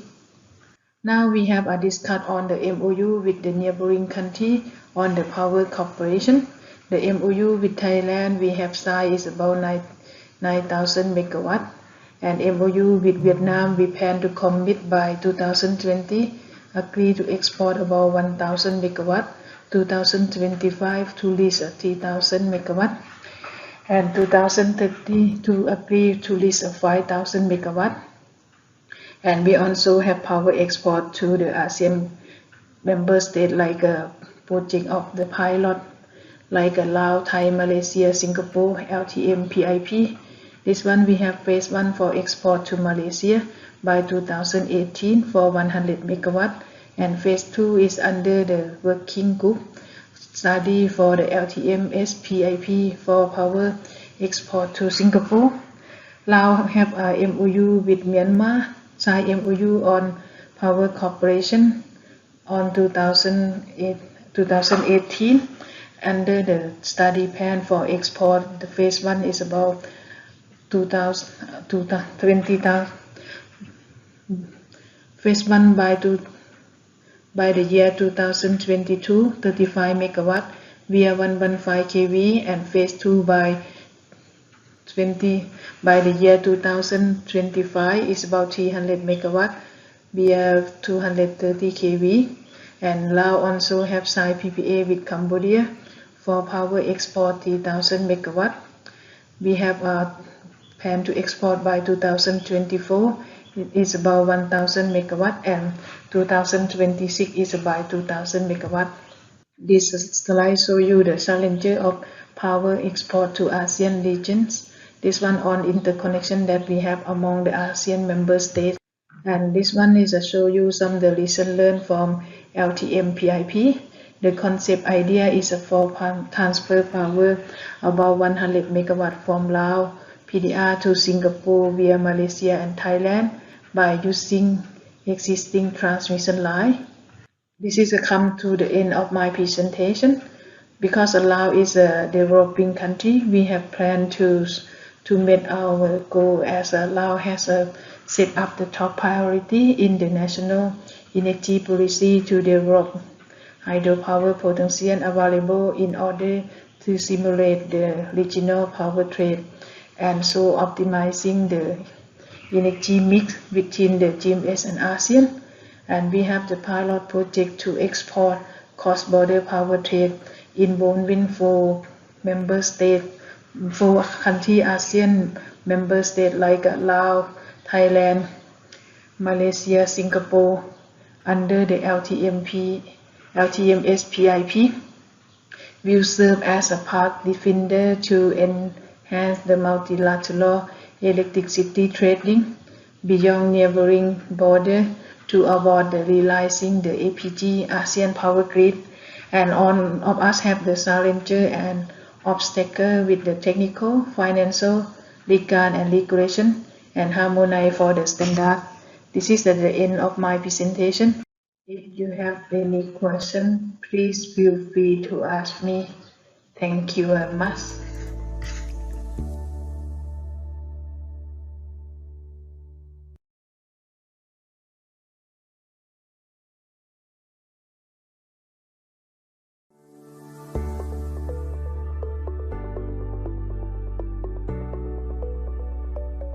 Dear ladies and gentlemen, first of all, I would like to thank to Asian Connectivity Forum for giving me an opportunity to deliver a presentation at this prestigious platform. My name is Ismail Abdin, Head of Asset Management Department, Distribution Network from Tenaga Nasional Berhad, Malaysia. Today, I'll be doing a presentation on Distribution Network's Smart Utility 2025 program, or SU25 program, which I'll be walking you through the journey of strategic implementation of grid modernization. The MB's journey can be segmented into 3 stages. The first stage, during the 1990s, the key thrust of the MB was to support the electrification of the country. This was followed by the second stage, where significant efforts and initiatives to increase electricity efficiency, reliability, and sustainability over the next 2 decades, with successful reduced SAIDI figures to 48 minutes per customer per year in 2019. We are also ranked 4th in World Bank's ease of getting electricity. But this is not sufficient, as over the coming decades, consistent with the requirement of future reforms of the electricity supply industry in Malaysia, we expect the Malaysian energy sector to continue to evolve to meet the nation's green energy target. We need to transform into new infrastructure, systems and processes that will empower customers through alternative energy choices. With this in mind, for the third stage, we have adopted distribution networks smart utility, a future-looking concept of how we encounter the various disruptions to shape DN's new role along with the key projects and initiatives required to ease us into our position as a trusted network operator that handily integrates the various energy sources. The coming decades will see an increasing focus on offering more choices to our customers, promoting green energy, and continuing to improve efficiency as well as reliability. To implement the TMB-DN Smart Utility concept, 3 core themes have been identified. Number 1, winning the customer, where we aim to maintain affordability, increase convenience, and provide more choices for the customers to enhance their experiences with the key drivers of energy efficiency, digital proactive interaction, and also alternative energy sources. Number 2, Grid of the Future. Grid of the Future seeks to ensure that the MBDN network continues to be resilient, reliable, and automated for a future-proof grid. To achieve resilience, the intent is to transform the DN network as a facilitator of energy transition.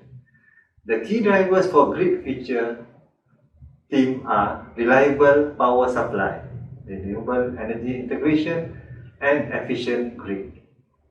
Number 3 will be economic development. TMB-DN will continue to contribute to the nation-building agenda. Specifically, the aims are to stimulate the Malaysian economy, to progress towards green energy, and also to accelerate knowledge-driven economy.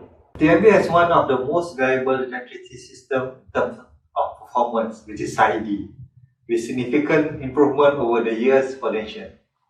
As we can observe here, TMB has achieved reduction of SAIDI figures since 2002, which is from 150 minutes to less than 45 minutes now. TMB performance in the context of SAIDI is among the best in the world, with SAIDI scores 44.95 minutes for the country and also 29.19 minutes per customer per year for cities. Tariff-wise, TMB provides one of the most competitive tariffs globally. In summary, TMB provides world-class customer service with affordable cost to the nation. Moving forward, with the energy transition accelerating, we envision our future as a digitally enabled smart network operator, energy integration facilitator, and also as customer empowerment enabler, focusing to continue to increase efficiency and reliability, provide choice of energy, as well as promoting green energy.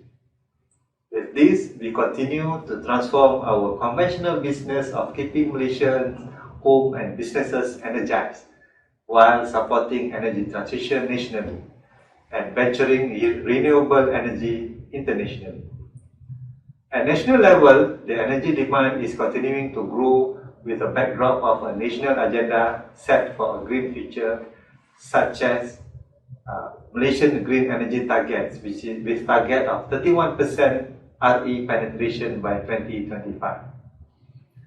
In line with the Conference of Paris, or COP21, TMB is committed in our efforts towards a low carbon economy, targeting 45% CO2 reduction by 2030. Smart cities development via 12 Malaysian Plan, Industry Revolution 4.0, and also smart grid demonstration in the state of Malacca by our Ministry of Housing and Local Government and also regulator, funded by United Nations Industrial Development Organization, or UNIDO. Based on the aspiration and to cater the dynamic landscape, 5 target future state capabilities has been set. Number 1, asset management. Number 2, work management. Number 3, grid operations. Number 4, energy management. And number 5, customer management. On asset management, resources optimization refers to the target future state of by 2025, whereby capital expenditure or CAPEX, operating expenditure or OPEX, and resources are expended, tracked, monitored, and continuously improved to deliver operational efficiency towards cost optimization. The way forward theme for work management domains involve digitalization of work processes, from planning to execution, providing digital-enabled field assistance, mobility, and work automation, and finally, digitally empowering the end workforce to become smart and connected workforce. On the grid operations domains, we aspire in stepping towards automated monitoring and supervisory leading to operations optimization and eventually the target future state of intelligent self-healing grid. Energy management targets a future state of enabling energy efficiency towards sustainable energy management and to cater the increasing customer demand and expectation in this dynamic energy transition landscape. Customer management domain envision empowered customer that will enable world-class experience by providing omni-channel communication, new products introduction, and seamless energy trading and monitoring. With this, a master plan has been designed which envision the 5 target future capabilities which I have explained earlier to be achieved in 3 broad stages. The first stage is on the functional investing from the year 2021 to 2022. The focus of this stage is on implementing features that will enable an organization to achieve and sustain grid modernization. Stage 2 will be moving on the next phase, which is integrating in the year 2023. Smart utility deployment at this stage are being integrated across the organization. Okay, and on the final stage, which is optimizing from 2024 to 2025.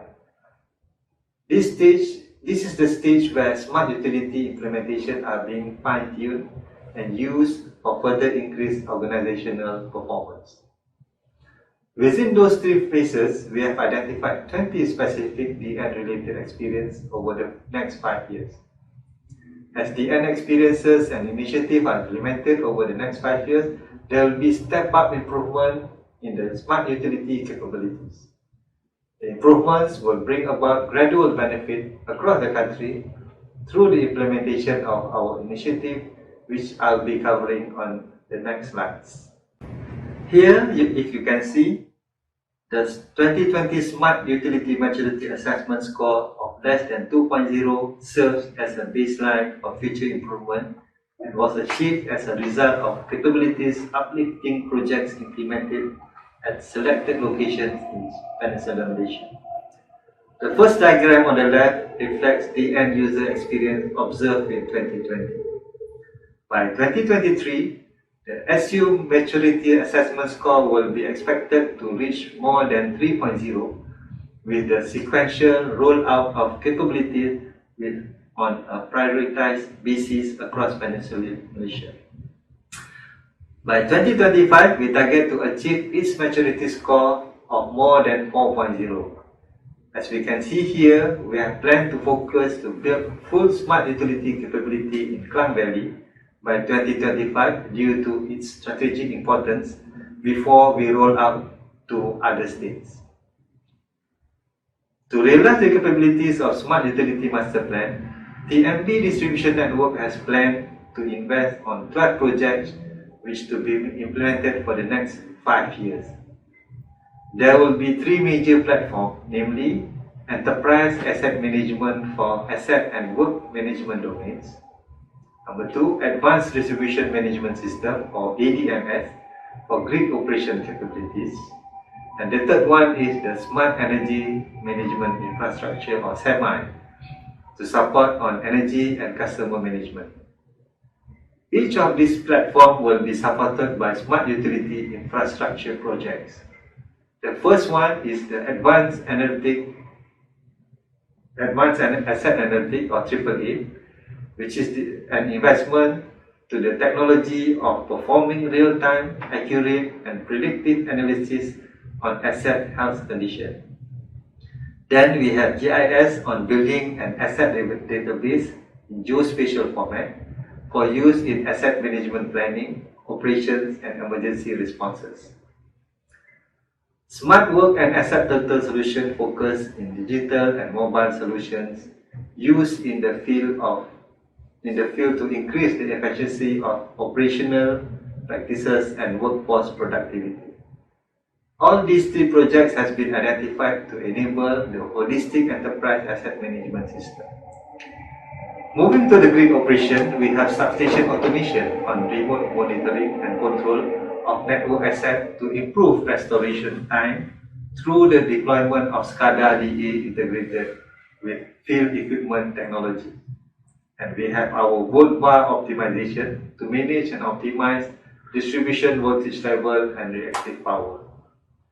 With ADMS, which is the single IT architecture platform that will support all key distribution systems such as the outage management system, SCADA and volt bar control. Next, on energy management, we have battery energy storage system or BESS to be implemented at strategic locations in distribution network to RE integration and spinning reserve. Investment in EV charging infra and mini hydro projects designed to decrease the carbon emission and to increase connection of renewable energy sources to the distribution network. On the last domain, which is the customer management, here we have advanced metering infrastructure project on integrated system of smart meters, communication networks and system that enables two-way communication between utilities and meters, which being deployed nationwide in stages. The last project investment is the mass replacement of traditional street lights with LED lanterns. That is 12th project that we will realize our vision of modernized grid by 2025. The shift towards smart utility technologies is necessary for the end to maintain its competitiveness, remain relevant in the light of changes in the energy landscape, and continue to deliver benefits to its stakeholders and customers.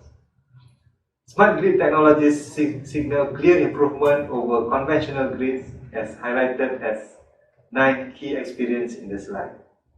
These are the projected benefits we aspire to provide to our customers. Evolving our distribution network as a smart utility is essential if we are to support customers' needs in the transformed market. With that, I'm concluding my presentation. Thank you for listening. Thank you very much.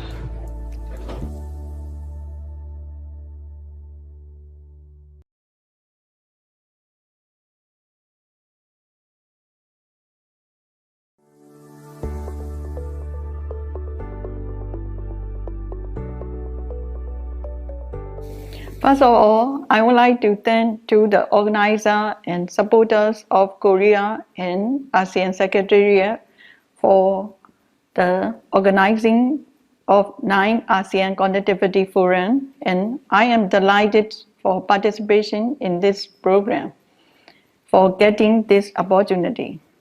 Overview of Myanmar electricity and energy sector will be briefed by 2 sessions. I would like to present the current situation affected by the pandemic in Myanmar and concentrate on the cooperation with Korea institutions. I would like to give a brief overview of present Myanmar electricity sectors. In year 2020, Myanmar has installed capacity of 5,838 megawatt with the peak load of 3,892 megawatt. As of May 2021, Myanmar has installed capacity of 6,994 megawatt with the peak load of 3,997 megawatt.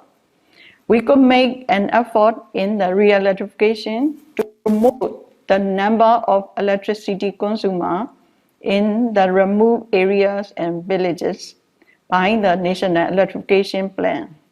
Although the household electrification level was below 30% in past few years ago, we have taken the significant achievement of rising electrification up to 61%. Today, an additional ongoing and under planning project will also improve the number of users and electrification ratio. Therefore, 39,758 villages out of total 63,264 villages and 6.5 million out of 10.8 million households are electrified. On the other hand, 4.3 million of households and 23,506 of villages are still to be serviced with electricity in Myanmar. In the recent year, 378 kilowatt-hour per capita consumption increased up to the 389 kilowatt-hour in year 2020.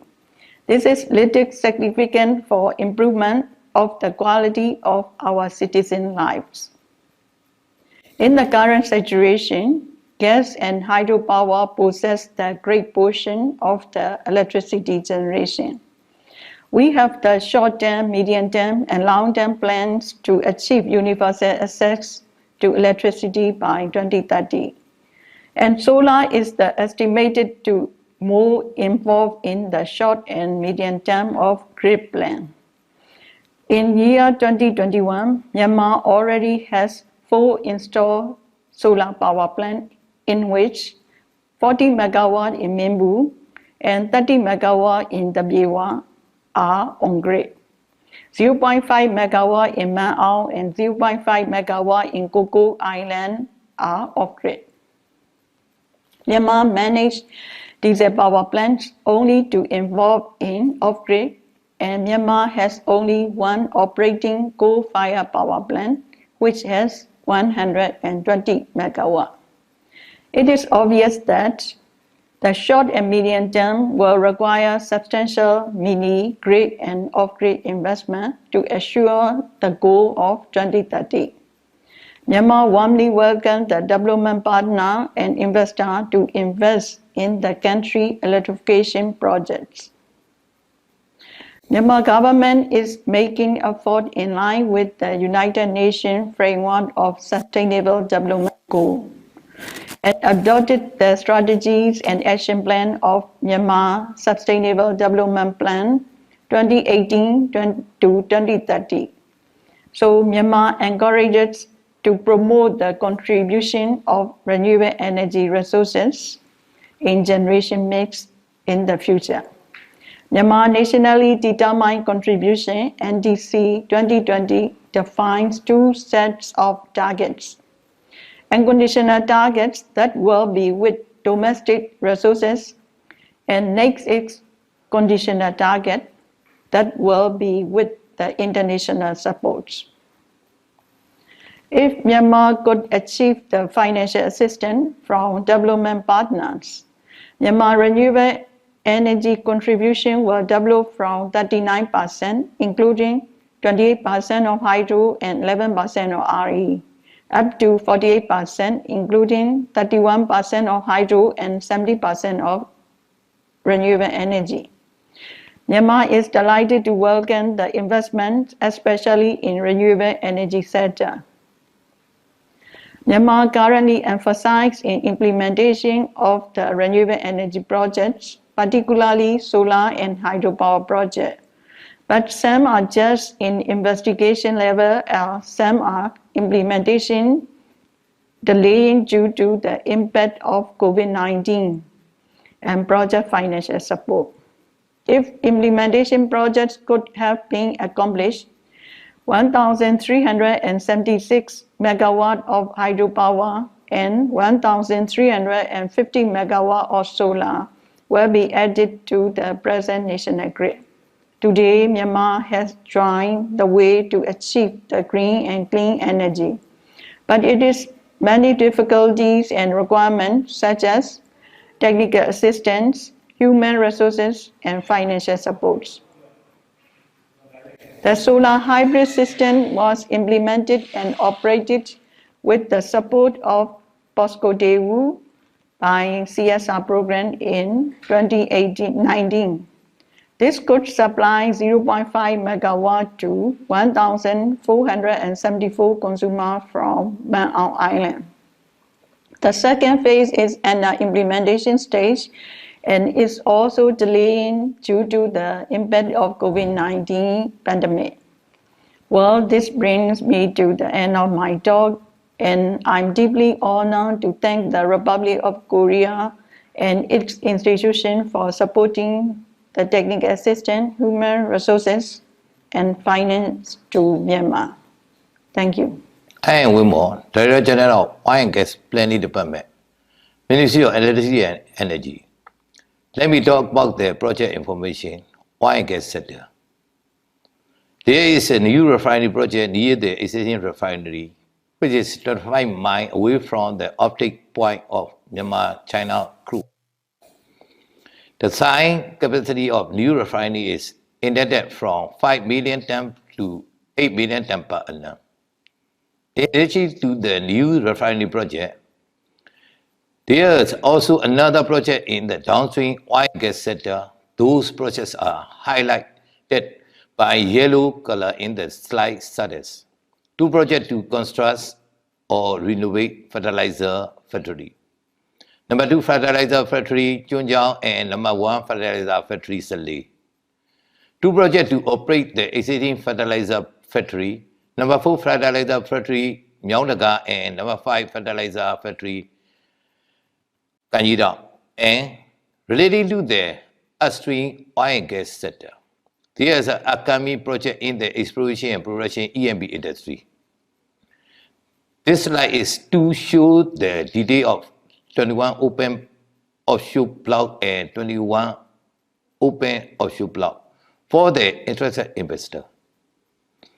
As an exploration and production of oil and gas projects are being conducted on the basis of PSC production sharing contract. The term and condition of PSC are mentioned in the slide so that you can get some insight into Myanmar E&P industry.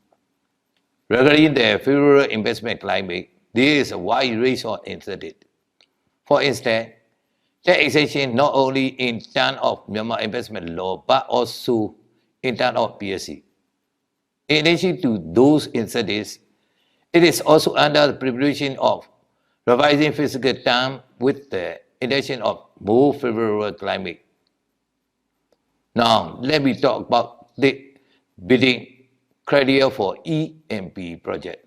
The project criteria are technical competency, financial capacity, reputation of good track record, experience, and technical know-how.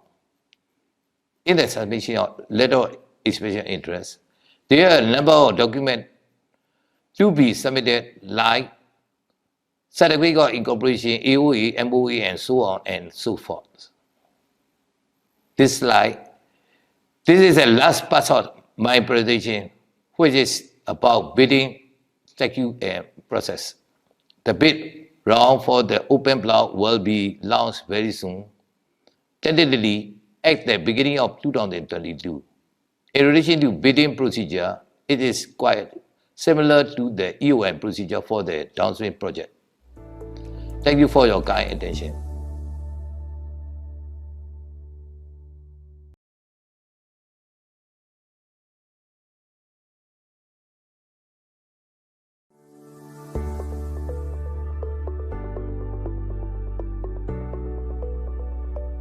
Bismillahirrahmanirrahim.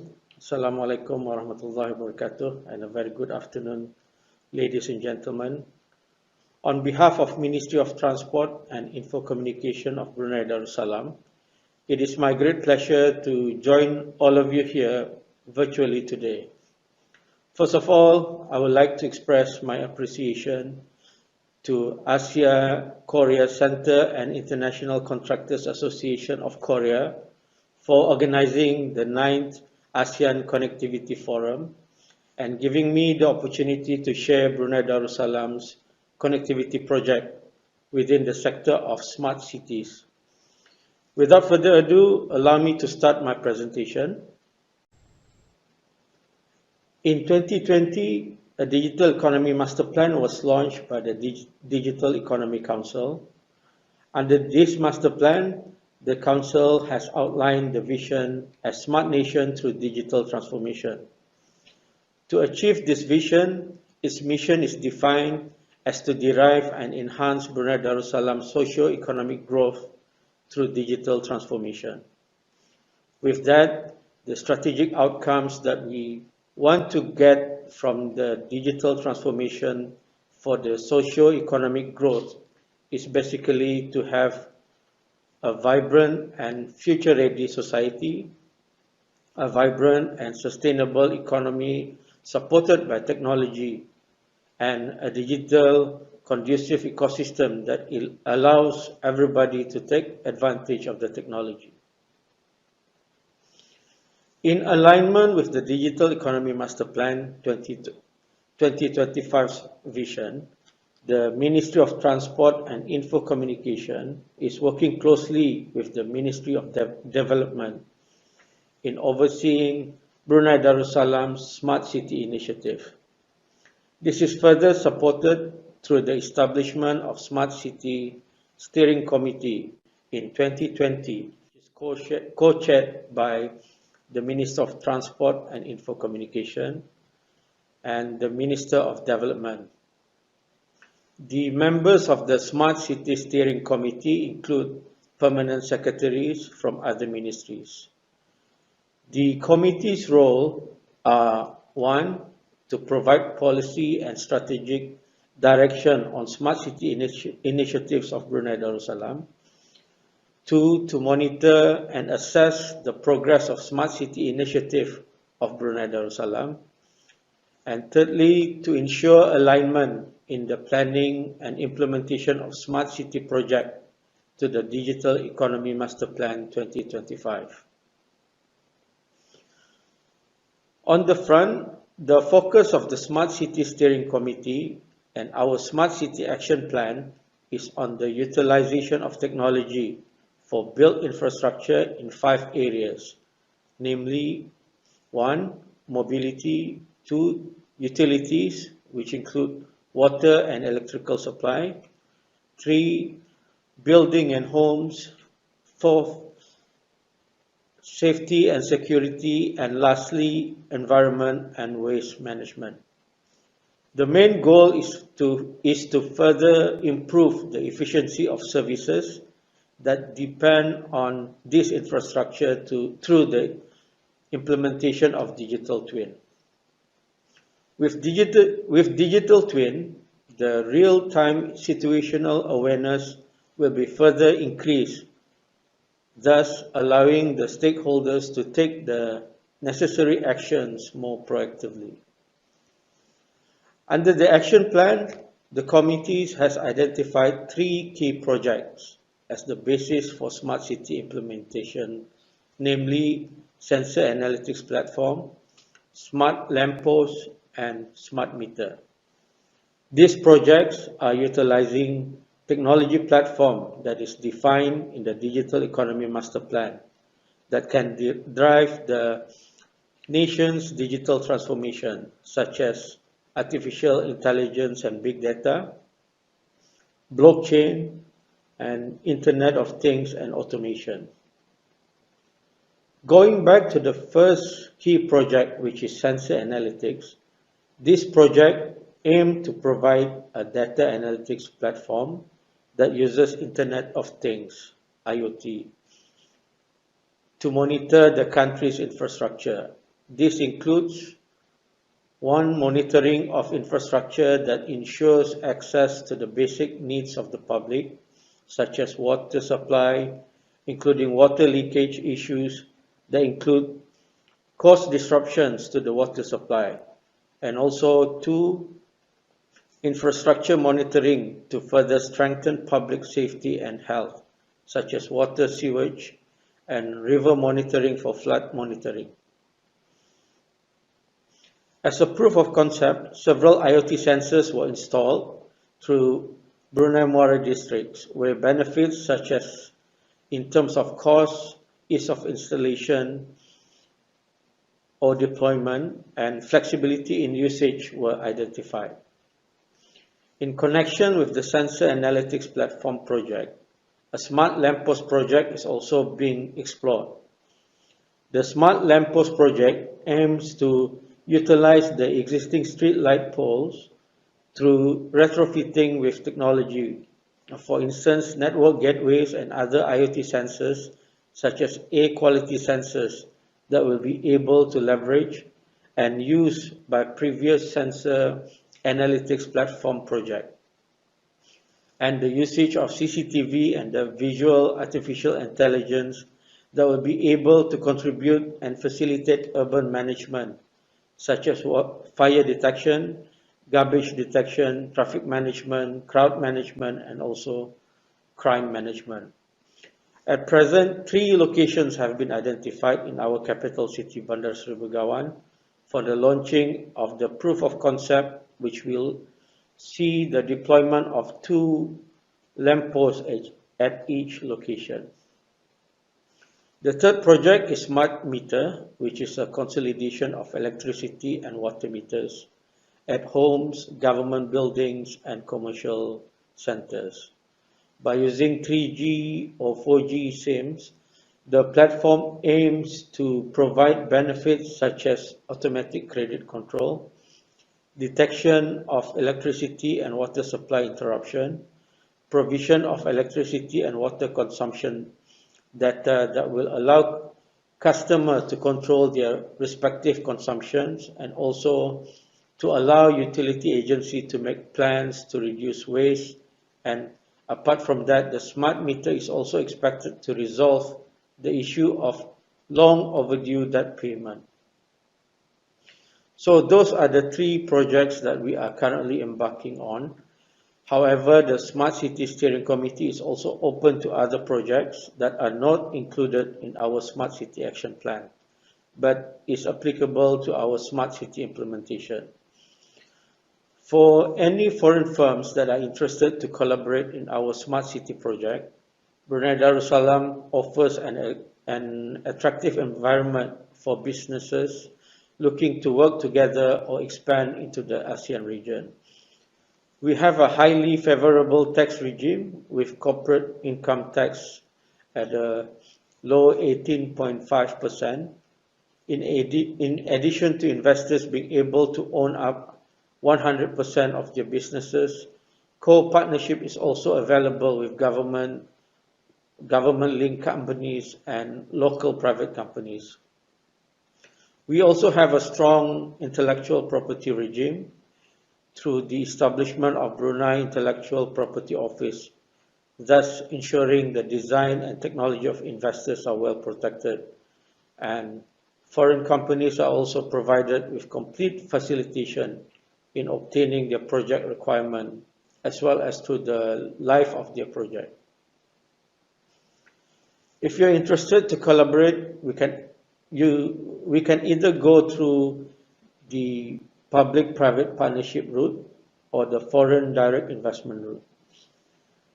There are typically 4 steps for companies that would like to collaborate or invest. Step 1, for project sponsor or investors to submit their proposal. Step 2, depending on the collaboration route, the responsible agencies will do the evaluation or feasibility study. Once proven that is feasible, approval will be granted to the investor. And step 3, once approved, the investor may start with the implementation, where the period will mostly depend on the complexity of the project. And step 4, after completion of the implementation, we will continue to provide facilitation and aftercare so as to ensure smooth operation. Nevertheless, Smart City Steering Committee also welcomes collaboration in the form of proof of concept or the feasibility route. Companies are welcome to reach out to the Smart City Steering Committee Secretariat for the proposal or inquiries. We have now reached the end of my presentation. I hope it was able to provide you with the current and upcoming planning of Smart City initiative in Brunei Darussalam. And thank you for your kind attention, and we look forward to hearing from you.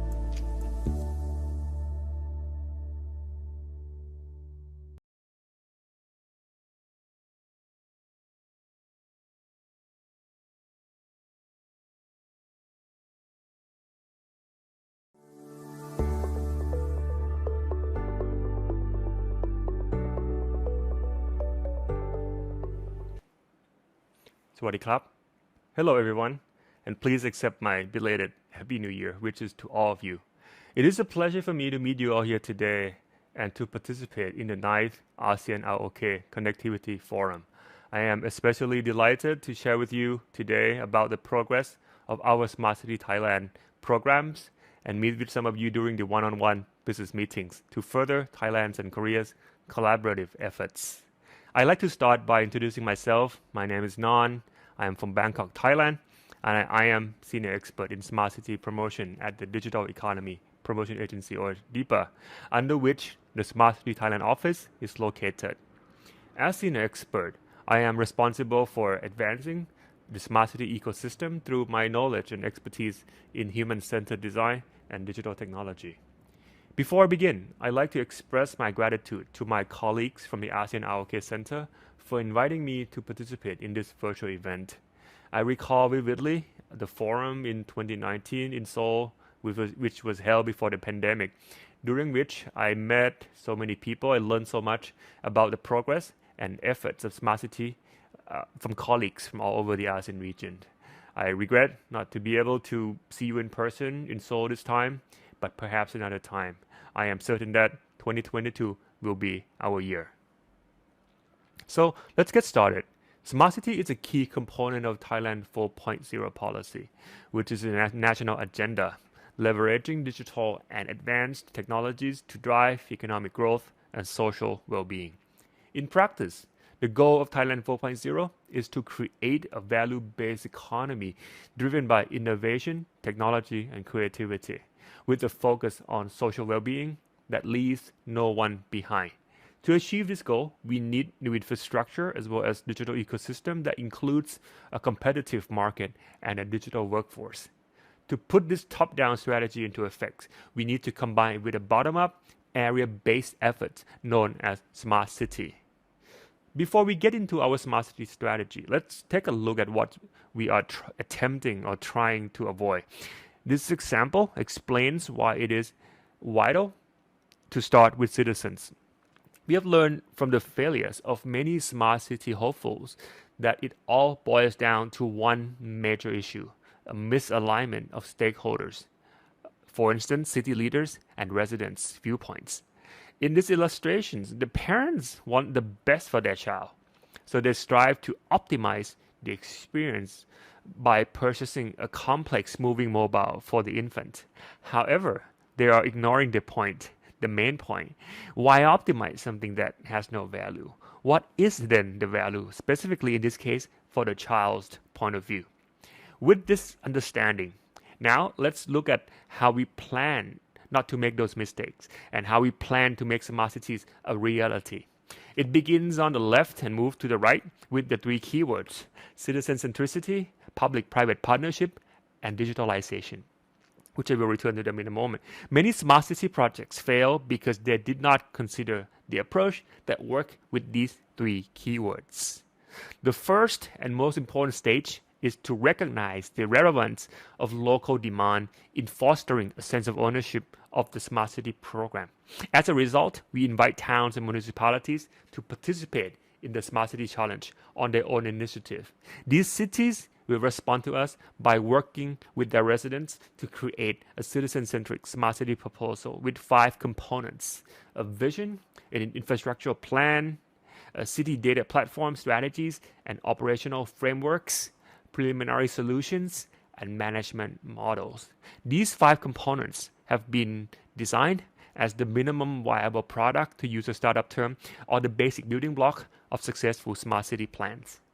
DEPA then assist these cities in incubating and improving these proposals through a variety of means, including spatial capacity building programs, technological matching, and incentive scouting, so that these proposals become more concrete in terms of how they might serve as guidelines for smart city development.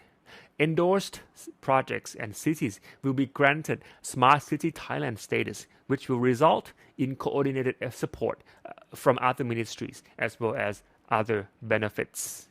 DEPA serves as a link between the policy, demand, and supply side of the stakeholdership, all of which work together to advance smart city projects. We always start with the citizens, determining what they need in terms of livability and what will bring out the best in them. Then there are municipal and federal governments in this ecosystem of stakeholdership, the commercial sector, academia and research organizations, and external partners with whom we engage to better the approach and process of smart city transformation. Now, let's return to the 3 keywords I mentioned earlier, as they are critical to the sustainable operations and promotional efforts. The first keyword is citizen centricity.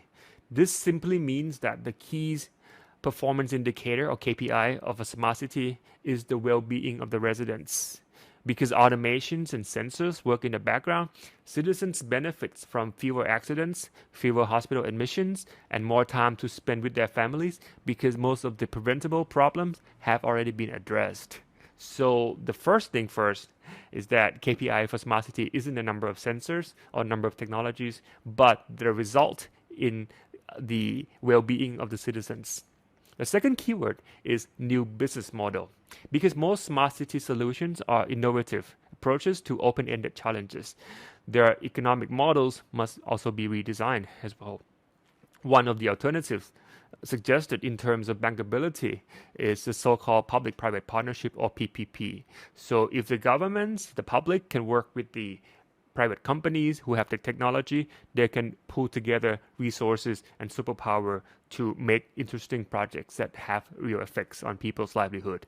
We added one additional P for the people, because the public and the private sector must first understand the genuine needs before deciding whether or where to spend. Other interesting business models include crowdfunding, debt financing, international seed grants, loans, and so on. The third component is digitalization. The physical areas below, as depicted in the diagram, can benefit from the innovative services that evaluate demand, prioritize tasks, and automated services to benefit the citizens. The intermediary smart city platform layer, which permits interactions between new technologies and the physical environment, is in charge of smart city promotions. Think of the middle layer as a marketplace for new ideas and new innovations. If we don't have a market, we can still buy things, but it wouldn't be as handy. This digital platform makes extensive use of data agility. Innovators profit from the open data made available by this platform, allowing them to create new goods and services, which in turn actually makes smart cities even more agile and, of course, more swift in terms of its development.